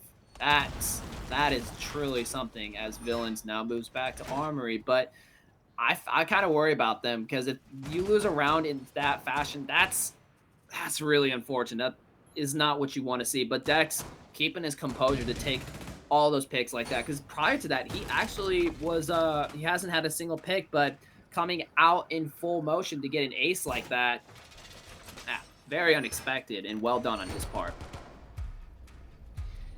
Yeah, absolutely. The game sense as well. First kills of the map inside of that round as well, but puts them to good use and gets the clutch in the end of it. So yeah, well done. And Villains now going back to Armory and Throne. We saw them lose here in round 1, win here in round 2. And it's a very similar sort of thing again that we're seeing from eWave. No Amaru from Shliwu. Instead, bring along a Dokkaebi. Yeah, and now we'll see Dipsy once again with the Monty, and now with Rizraz on the Ying. Doesn't seem like this is gonna be easy for Villains to hunker down on, as they have that same kind of pressure onto site that they can pull off. Ventic's gonna be able to pick off Keyzat, and that's gonna be the denial against Rizraz, the counter completely off the table. Gonna give Ying a lot more comfort in putting that pressure on, as it looks like eWave is not going to be taking lives off of Cafe this time around. Playing it safe for the intel to figure out where they're positioned. But right now, Villains is playing a little bit more passive, with only one holding office, who's now backing up into Cash. This could be really bad for our player over there if he gets cornered by Cash, which we do see some movement over there as well. Eternal taking a little bit of shots there, throwing an impact at Dipsy for minimal damage once again. And we see that collapse starting to take place. 1 minute and 25 seconds. They're still looking good. Shlilu going to be able to pick up Eternal on that rotate, looking to possibly take another, but here comes Nerd as he tries to get those cams in the swing, coming in with a bit of a pre-fire, and will be able to take him on the down as they double stack with another closely behind. And now it is a 3v4, but still very winnable for either team. Yeah, 1 minute left to go inside of this round. And it's just a bit of a waiting game now. These teams just sort of stall down a little bit, just going to breathe. A little bit of time to reset, try and find the locations of these remaining defenders, because especially if they don't drone out Nerd, or at least be aware of when he flanks, that could be absolutely huge coming into the Execute Half. They look like they might just be going for a hatch drop here, sort of ignoring that dragon side whatsoever. I'm not necessarily sure if I like this, but with the Montaigne, it definitely is more possible. They do seem to be aware that something might come through. However, Nerd could also jump up the hatch if possible. This is a very good defensive position to hold, especially for the Oryx. But the Execute is going to start to come through now as the Candelas get tossed in. The Warden is dead, so that is going to be the cover coming through. Ventrix finds Nerd, the Oryx taken down as Rizraz gets the cover, finds the last as well. Kian did find the planter of Monty, but just wasn't of any impact. Another great attack onto this bomb site by eWave. Yeah, I mean, they were really able to collapse onto site there. Once they got those roamers staved off for just long enough, it was just inevitable. That hatch drop, I'm telling you, causes Villain so much trouble, as now eWave is in the lead with a round advantage. It's a really tough situation to deal with, but I think going forward, it's probably best if Villains just ignores that site. Or if they're going to keep playing it, get a Cade. Like, all it would take to fix that situation is get a Cade. eWave knows how to go for these kind of aggressive executes. That's where Villains has a lot of trouble. And it's now not a coincidence. They really do not have what they need to deal with that hatch drop, especially if Keysat is eliminated in a way that he was so early on. So that's going to be a problem if they want to keep playing Armory. They have to figure out what to do with that hatch. Though, interestingly enough, like we saw on the very first round, Shliwu back onto the Amaru, which could do a lot of damage considering that break room rappel is kind of free at the moment as that wall is completely reinforced. If not positioned correctly, that could be a recipe for disaster. And I think the eWave knows exactly what they're doing, and they're going to go for a play just like that. Yeah, for sure. Switched off though, instead bringing along an Ossa, which I quite like. I think it's a very good push. It tends to you tend to see it a lot of the time, but nevertheless, I think especially going in towards either cash or going in towards cafeteria. That's really where you tend to see the Ossa being brought along. It seems like it's going to be a more of a cash-sided approach, like we've seen fairly standardly by eWave a lot of this time. A lot of the pressure along this eastern side of the map before sort of pushing across or doing whatever with that control. Yep, and Natiana once again trying to deny that cash presence, holding there aggressively early on, but that's not what it looks like eWave is really going for, or at least not yet. Having some presence over by cash, and that's going to be Dex holding for the cash run out if there is one, but going for that control room right now, as it looks like Eternal has since fallen back. Shliwu now trying to get that initiation control, which will come early on, but with the Mira coming into effect, that could cause a bit of problem of pushing in later on. Yeah? Yeah, the bandit trick going to come through as well. No, I'm still casting. Oh, hey, Madam. An ace. The Selma's not necessarily the best at clearing away those bandit batteries, or at least trying to deny them. There is, however, one that comes through, and the C4 sails over top, taking out Shliwu. Death rains from above as it comes down to it. Dexo does find one. Ventix as well, taking out Keysap. Now the favor immediately switching back into the hands of eWave, as now Rizraz pushes down through Cash as well and into the corridor, looking towards waiting. And in through the bathroom. Now the swing though does come through from Kian, and instantly regressing and taking back this space. These teams, oh my god, taking everything that they can, and Kian now swings it back in the favor of Villains. This round, the momentum, a pendulum swinging back and forth. And now with the current situation as it stands, eWave not in a lot of trouble, as they've got to still push out from initiation, but with the way that it's set up right now, they don't really have a way to walk into sight with 35 seconds left, and Villains having their crosses. It's going to be a tough fight in order to get in, especially with Nerd holding close as the hopping comes in, taking out Dex and trying to get one more, thirsting for another with 20 seconds left. Ventix is going to try to swing from waiting room, but he's stuck right now. He's got to push through that double. That's his only option. But with Villains stacking up against him, that's not going to happen as Nerd takes yet another from the initiator peak. What a good shot. My goodness. And ordinarily, I'd say 3-3 defensive half doesn't look that good, but looking at the statistics, maybe that's enough for Villains here. Like, I don't know. Obviously, 60% defensive win rate. It's looking a little difficult to actually try and get these defenses, and we've seen it be fairly even, and actually came down to a lot of misplays from both sides as to why these rounds are being won. But again, it seems like equal misplays from both sides. So does it balance out? It's really difficult to say. Yeah, I mean, it's really just been so back and forth, and that's not something I often see with how it plays out. I guess it's just a different dynamic over in the EU region, but over in NA, it's usually a slam dunk when it comes to the defense, but Villains has just been able to really force these rounds. But right now, eWave has done a really good job of stepping up and kind of, Villains has been doing a good job of kind of shutting them down whenever it comes down to the execute. But now with the swap, we'll just see if maybe that was, maybe a weakness on Villains' part in defense, or if that's going to be a continual trend, keeping it very even, like some of our more popular maps like Clubhouse and Chalet.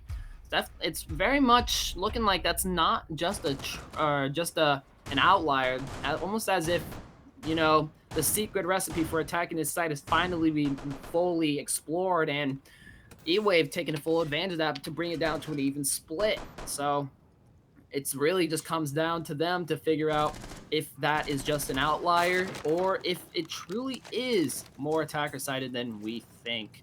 And now the initial push from Nerd coming in to get control room, as it looks like Villains is pretty spread out at the moment, with Kian already in cash, starting to creep up over to Office side, now ready to get vert control, as there's really nobody to deny Ash from getting that vert already. That is huge motion from Villains and control, really, to start Yeah. setting up. But eWave looks like they might have a strat going, because they're very extended with 2 over by Lab and Drug, and a lot of people over by Split. Heavy horizontal first floor presence, which Yeah. you don't see that very often.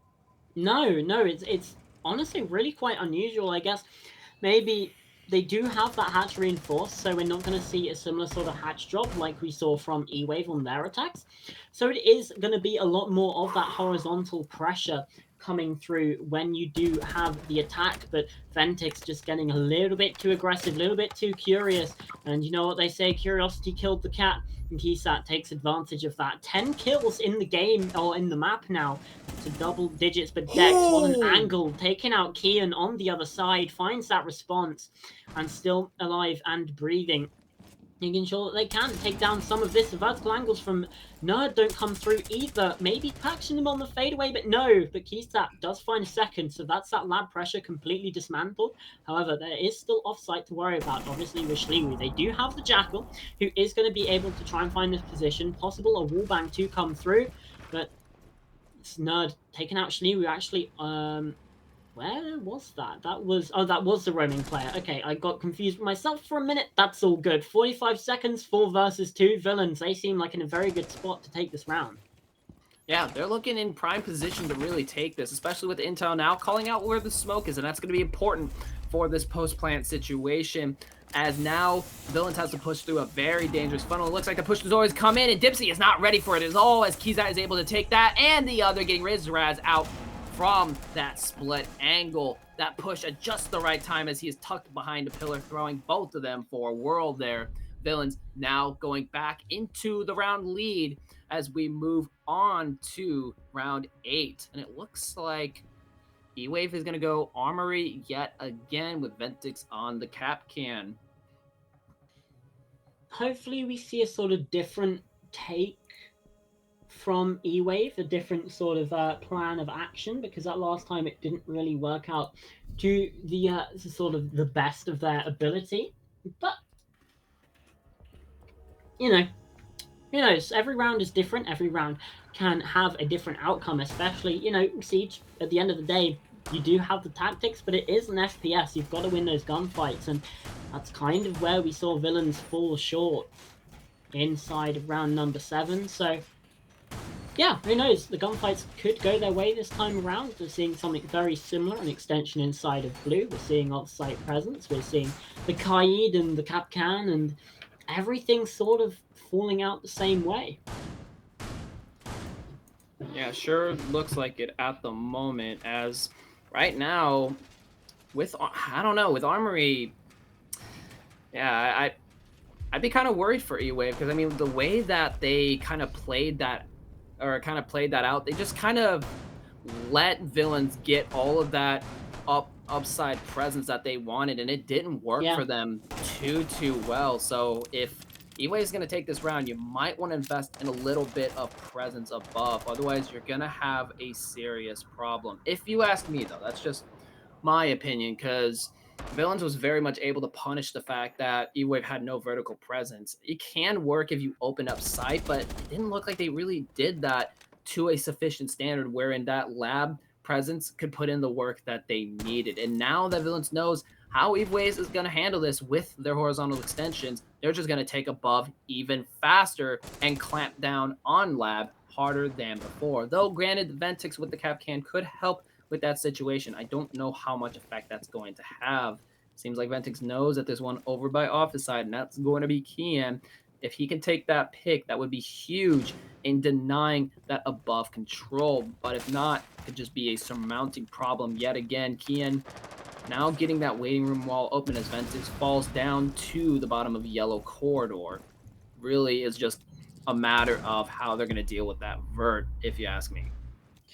Yeah, absolutely. Obviously, last time around, we did see Ventix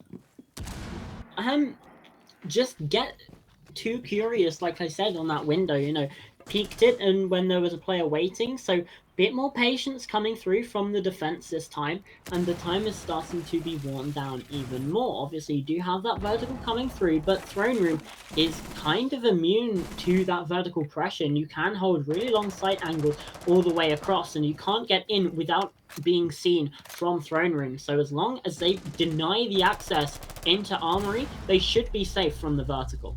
However, this Yep. nade to come through will probably take down Ventix, and indeed it does. So opening pick yet again from Villains, but this time it's taken a lot longer, and Dex just wants to get out of there, does not risk his life just to hold that a bit more. Instead, a bit more of an off angle as Dipsy finds Nerd, so that's your Jackal gone. And that is now a much better position for eWave. You've got all the players back on the bomb site, or at least adjacent, so they are easily able to rotate back. Rizraz with the shotgun actually gets caught out on the swing by Eternal. I'm not too sure how that one panned out, but indeed it did. And now the entrance through the breach comes through. Diffuser starting to get planted as Keysat flanks from behind. This round falling apart for eWave. Now Dipsy trying to make their way through. Diffuser gets planted, and Eternal with the cover. It's now just Shliwu who finds one. Ventix actually gets a kill from the grave with the EDDs, and now Shliwu in through the breach. Can't get it done. Cobra pops up and takes that kill. A lethal Jack in the Box over by the Throne, and that's Villains now extending their lead 5 rounds to 3. Yeah, this setup is not working too well for eWave. I see what they're going with. They do have it opened up more than I honestly thought, but the fact that Villains is putting so much pressure onto Drug is really where half the problem comes in for them. They lose their vert, and then that vert turns into their horizontal, and from there, there's really not a lot that they can do. I mean, what, are you gonna try to push back up onto vert where they have that locked down? No.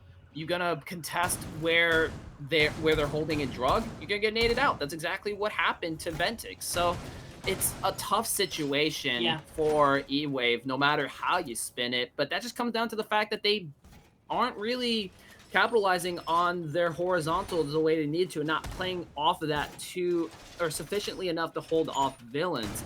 The way that they're playing it out and getting that top control just weighed too much for eWave to handle. Though we could see a better result with going into second floor. And I do appreciate the mix-up for how eWave tried to hold it. Instead of going for a standard roam second floor, going for the horizontal, I do see where they're going, and I very much respect it.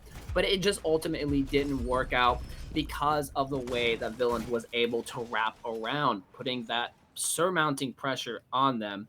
And with how open they had the site, when that inevitably fell apart, just made the site take all the more easier. Usually you want to have a funnel to cause them to collapse by setting up cross angles in a rapid succession if you're going to hold that. Similar to what you typically see on border when you're defending, but that just simply did not happen. No, for sure.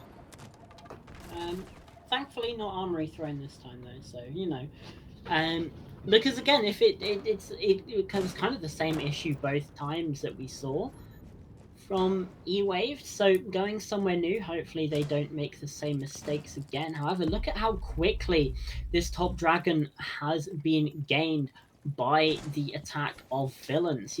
Keysat is in a position to actually start finding these kills. And is there a possible angle through the drone hole onto this mute? No, the nade does not quite work, and the swing comes through, but not going to find anything. Kian finds their 5th kill in the game, taking out Ventix, who's having pretty tough time when it comes to those engagements, especially the entry.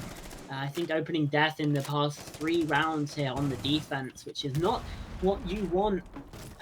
But, it's still possible. Was that a C4 that came through? Or not entirely sure from the defense. However, Kian stays alive inside the bathroom, rotates out as the hard breach near to the bomb site starts to eventually make its way through. Dex finds one, taking out Eternal. That's your Lion gone, which means any of those E1D scans not going to be able to be utilized. But look at those outlines. You've got players rotating below from villains and still a minute left to go, which means that there's going to be a lot more pressure coming through from other areas. Although Rizraz does find one, taking out Kian. That was a player that was on the hatch. Now yellow becomes a much more difficult position for the player, for the rotating player today. And Schlewu rotating through, slips past the cover, and is going to try and find the swing onto Node. Indeed finds it. 4 versus 2 now as Cobra starts to push up the corridor. He has to dip away. Kisat can't find anything on the stairs. And now Cobra just left in a 1 versus 4. We have seen plenty of 1v4 clutches in this series, but I just don't think this one's going to be happening. Does find the first, but now on 1 HP. And this is round pretty much over for Villains. eWave, they fight back and they find their 4th in pretty cementive fashion, you know, really making a statement here on this Bunk's daycare bomb site. Does take down Dipsy, but Dex is there to cover. Right, got a little bit nervous, but there was no time, and well, in the end of it, no attackers left to try and do anything.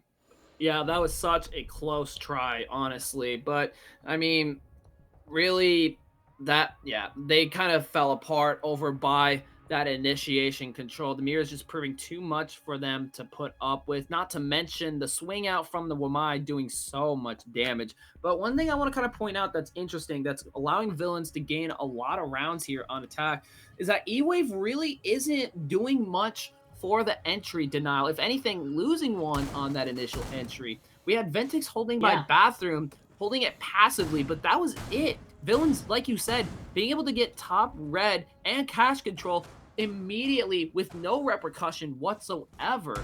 That's going to be a problem for eWave if they want to consistently win rounds. You cannot give free entry control, because one thing that is nice about defending on Theme Park is there are so many funnels that you have to entry through, which are opportunities for roamers and lurkers to take ones and win those pretty consistently. But right now, that's just not happening. Everyone's playing too passively on that initial entry, and even losing one on the initial entry despite playing passive for those swings. And that's kind of where eWave is having some trouble here. So while they did pick it up with taking the fight to Villains on that initiator and that swing out from Wamai, it could be a problem of consistency if they allow Villains to push up as far as they have up to this point. Yeah. And there it is again. There's no one by Cash or Hall, waiting room, bathroom, office, nothing. They have a free push up, and they're going to absolutely take that.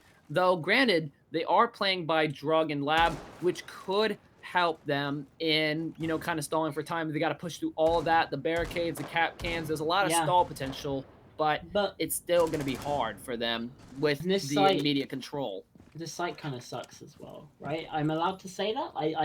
I don't think this is a good site for defenders, but hey, again, maybe it's the same sort of thing that we saw when they picked into Living Library on Villa. It didn't work out for them then. Maybe it could this time, with how little you see Theme Park anyway. Going for an off pick could just kind of be the spanner in the works that catches Villains off guard. They don't necessarily know how to approach it, and they get caught out. But we're not necessarily seeing Villains be a very strat heavy team.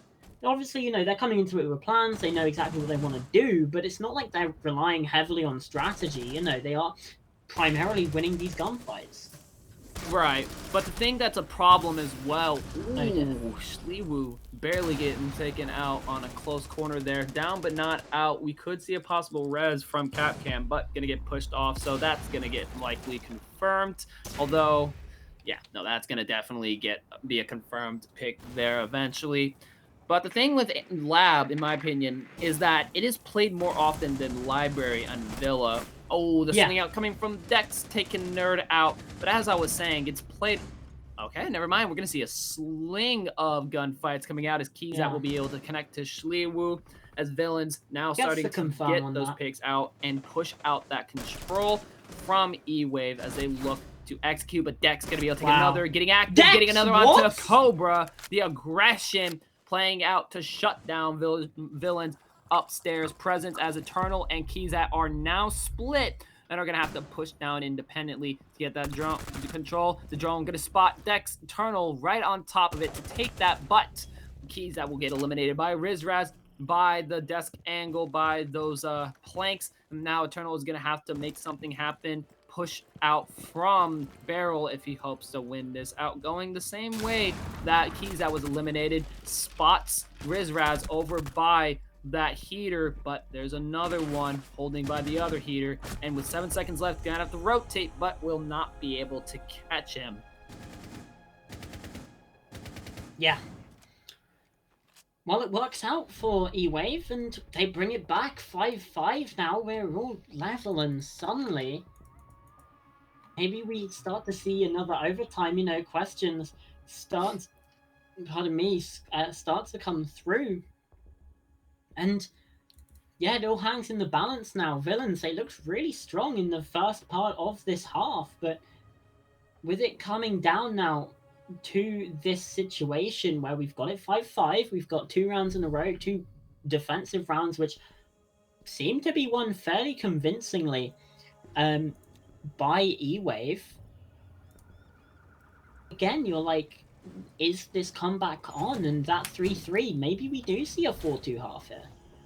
Yeah, I think we're going to be seeing it overtime here with the way that it's just been so back and forth. And honestly, it seems like that both the teams have been changing it up a good amount as well, keeping both of each other on their toes. And like I said, I mean, both attackers and defenders are winning their rounds out. I really don't know why, but for at least this league, attackers do seem to be able to pull out a bunch of rounds here, which is very interesting to me. So regardless, it looks like, I think we're going to go into overtime unless one of these teams decides to just really start popping off here. But I don't really see that happening with how back and forth it is. Like you've mentioned, it's that pendulum in full motion here as Villains keeps up a pretty standard composition similar to what they had last round. And eWave kind of changing it up again with Shliwu on the Goyo. And we will have Dex as Cade as well to help with that entry denial. But they are going to be playing that horizontal armory again, which we've known that eWave struggles with. So it's hard to say how this will play out, but they do have one above. And it seems that the ping will come out to spot him. Shliwu getting aggressive, pushing out. But the peek out from Eternal will be able to take Shliwu out for that immediate initial pick. And now they have that top dragon control. Once again, the struggle with the entry denial coming once again against eWave as Villains is just able to get it again over by top dragon cash side. Have Villains actually gotten an opening pick this half? I don't think they have. Are you talking about, you mean eWave? Yeah, sorry, yeah. I don't think eWave have got an opening pick this half, which is kind of crazy considering they won the last 2 rounds, but they need to do better on this entry game because that's really a detriment. And honestly, we could be seeing a very different half right now. We could even be seeing 7-3 to eWave, but I mean, it's just gonna go from bad to worse as Keysat, nearly on 20 kills, finds another pick downstairs. And Dex, they know he's up here, has to just dip away. Is maybe going to reaggress on a slightly different angle, but also there is a possibility just dipping back to site because there's a 2 versus 5 here on the bomb site. As breaches start to get opened up and Dipsy caught out now on the shield. Dex just needs to find the team. Keysat 18 kills in this game and looking for more still. +10 on the KD. And yeah, just going to push in, finds a third on the round, and now it's all just Dex, who does find the down onto Eternal, finds a kill onto Cobra as well, but actually wait, that's Diffuser down, which means he's got a pretty good position here. I think they found the kill through the drone hole. Now, spots the breach, plant though is going to be confirmed, so Dex not going to be lucky enough for that one. Nearly gets the flick across, but again, it's just not to be. The angles just working out in the favor of Villains as they're going to take us to map point. There's Kian to lock things down here. Round number 11 goes the way of Villains, and indeed, series point goes to them. I want to say Villains in this round did an amazing job of really isolating eWave here. After their initial entry pick, what we saw there was that eWave pretty much got split up in such a way that Villains didn't really have to worry about the roam so much and could start to mount that pressure onto the anchors on site. It was pretty much you had 2 different islands, right? you had your anchors over in Armory that were getting pressured on, and then you had roamers starting to get cut off, such as Dex, who wasn't even really able to get back on the site until the plant was already down, and he wasn't even on site. He was over by bottom throne maintenance side. And that really was what caused a lot of issues for eWave there, was how they get separated. And that's what tends to happen with them on Armory. You know, they have those extensions. And though they did adapt by moving back up to vertical and having some presence there, it was the same problem. You know, losing that initial entry denial and getting isolated into these sort of islands that eWave just isn't able to break into just enough to allow them to play off each other. Getting isolated and allowing villains to push in and secure control. Yeah. It's the same sort of problems that keep coming up again and again for the side of eWave. So this round, you know, still a chance to rectify what we've been seeing is honestly quite a big issue. You know, it's certainly not something to take lightly, is this entry engagement, because it just means so much, and Ventix could be the spanner thrown in the works here, because this is a position that cannot be droned thanks to the mute jammer. They might have an idea that someone's behind this door. It is fairly common. As Kian starts to send out a drone, it gets caught out, however, and the mirror window as well. But Ventix moves across, I don't know why, and the C4. What a poorly played entry engagement from Ventix. And I hate to be like very pessimistic, but that is just not the way you should play that. You have a shotgun, you can afford to play your life in that situation. Yeah, that definitely fell apart for Ventix. He's been struggling a bit here, but now they're starting to get that mirror. I think that's fourth or fifth opening death for Ventix in this half alone. Yeah, and now we're going to see the aggression hopping into office, but we also have some sneaking up to yellow. So it looks like Villains is very much adapted in how they're going to deal with the Mira. We're going to see Ash chicken out, but a refrag or another pick from Keyzat in the process, evening out the numbers to 4 kills. And 3. But that's going to spread out eWave even further, which we've known has been an issue where they get isolated. Dex taking a lot of damage here, but there is a cross sort of to help cover here. But playing in the long way, Dex will be able to take Keyzat, bring it to a 3v3, but we might look to get aggressive onto Eternal. Gonna reload and back up, but with that tight angle, Shliwu will get eliminated by Eternal with the push-up, but Dipsy will be able to get that down onto Eternal, trying to cover, but that revive will go down. Dex going back to the broken mirror to try to catch somebody off guard here, pushing out from bathroom, but with 40 seconds, Villains might actually have to funnel through that, and that could be the opportunity to take some, though they will rotate out through waiting room. Dipsy will be able to catch Eternal with a very nice flick there. Cobra takes some heavy damage from Dex, holding over there, and the pressure mounts on, and we see 2 picks from Nerd over by Bending as they push up to aggress. And that will be GG with Villains on top. That is going to be a close, almost a pretty close match into OT once again, but Villains being able to finally close it out for their win. In this matchup altogether, they will be now progressing. Well, I mean, Keyzat definitely having a massive influence. What was it, 20 kills on this map, and doing fairly well, I believe, on both Villa and Chalet as well. And yeah, just mistake after mistake, 6 opening deaths for eWave in that final map, and well, or in that final half, I should say. And yeah, it just really slips away from them inside of that half, and there you go, you have it. 7 attacking rounds out of the 12 rounds played. Theme Park proving to be attacker-sided against all odds. Yeah, I mean, they really put into works. I guess it just wasn't an outlier. That's, yeah, I guess console's just really different when it comes to attack and defender biases, because that would have never happened in NA or on PC. Not at all. That would have been a completely different game entirely. And I couldn't have said that I really expected that, but Villains really did come out on top with their attacks. They had it squared away. And I mentioned this again, but their islands, their ability to isolate these different groups, so they can focus one in and just not allowing eWave to have an opening to really play off of each other is really what made Villains so special in their attack to win it out. So honestly, very well deserved. Congratulations to Villains, who will be moving up on from these playoffs into the semifinals, if I'm not mistaken, right?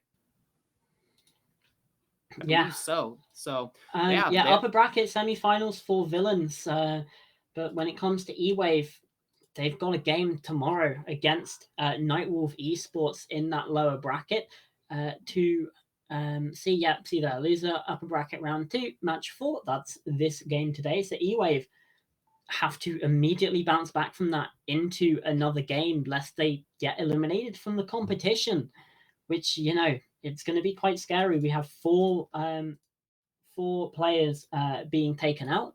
Not 4 players, 4 teams being taken out next week. As it starts to heat up, and we start to get our how many is that actually? We get to see our top 8 coming through after next week. All the teams, we started out here with 32, and by the end of next week, only 8 of them will remain, which is I mean, but either way, we're not done with both of these teams. We'll be seeing them again very soon. But Villains really came out on top despite that first match setback, which even then was still a very close map. They were able to really tighten up their attack, and I think that's where they stood out for this series. But that's going to be the standing. My name is Piercing R6, and Uncooked. Thanks for it's been an honor joining you and joining for this cast. It's been fun. And it's been very fun. surprising. A little infuriating on Chalet, but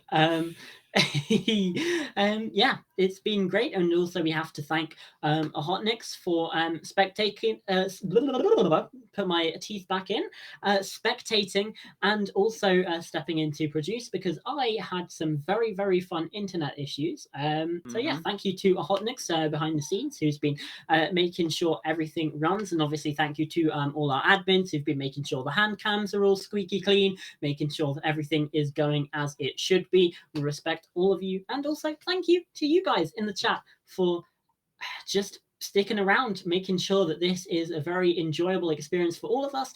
However, it's very, very late for me. It's going to be even later for some of you all in the chat over on the continent in Europe. So that's where we're going to end things off. I've been Uncooked Pasta. Piercing has been joining me. God, it's not going well. I need some rest. We'll see you next week for some more ESA action. Yeah, see you around.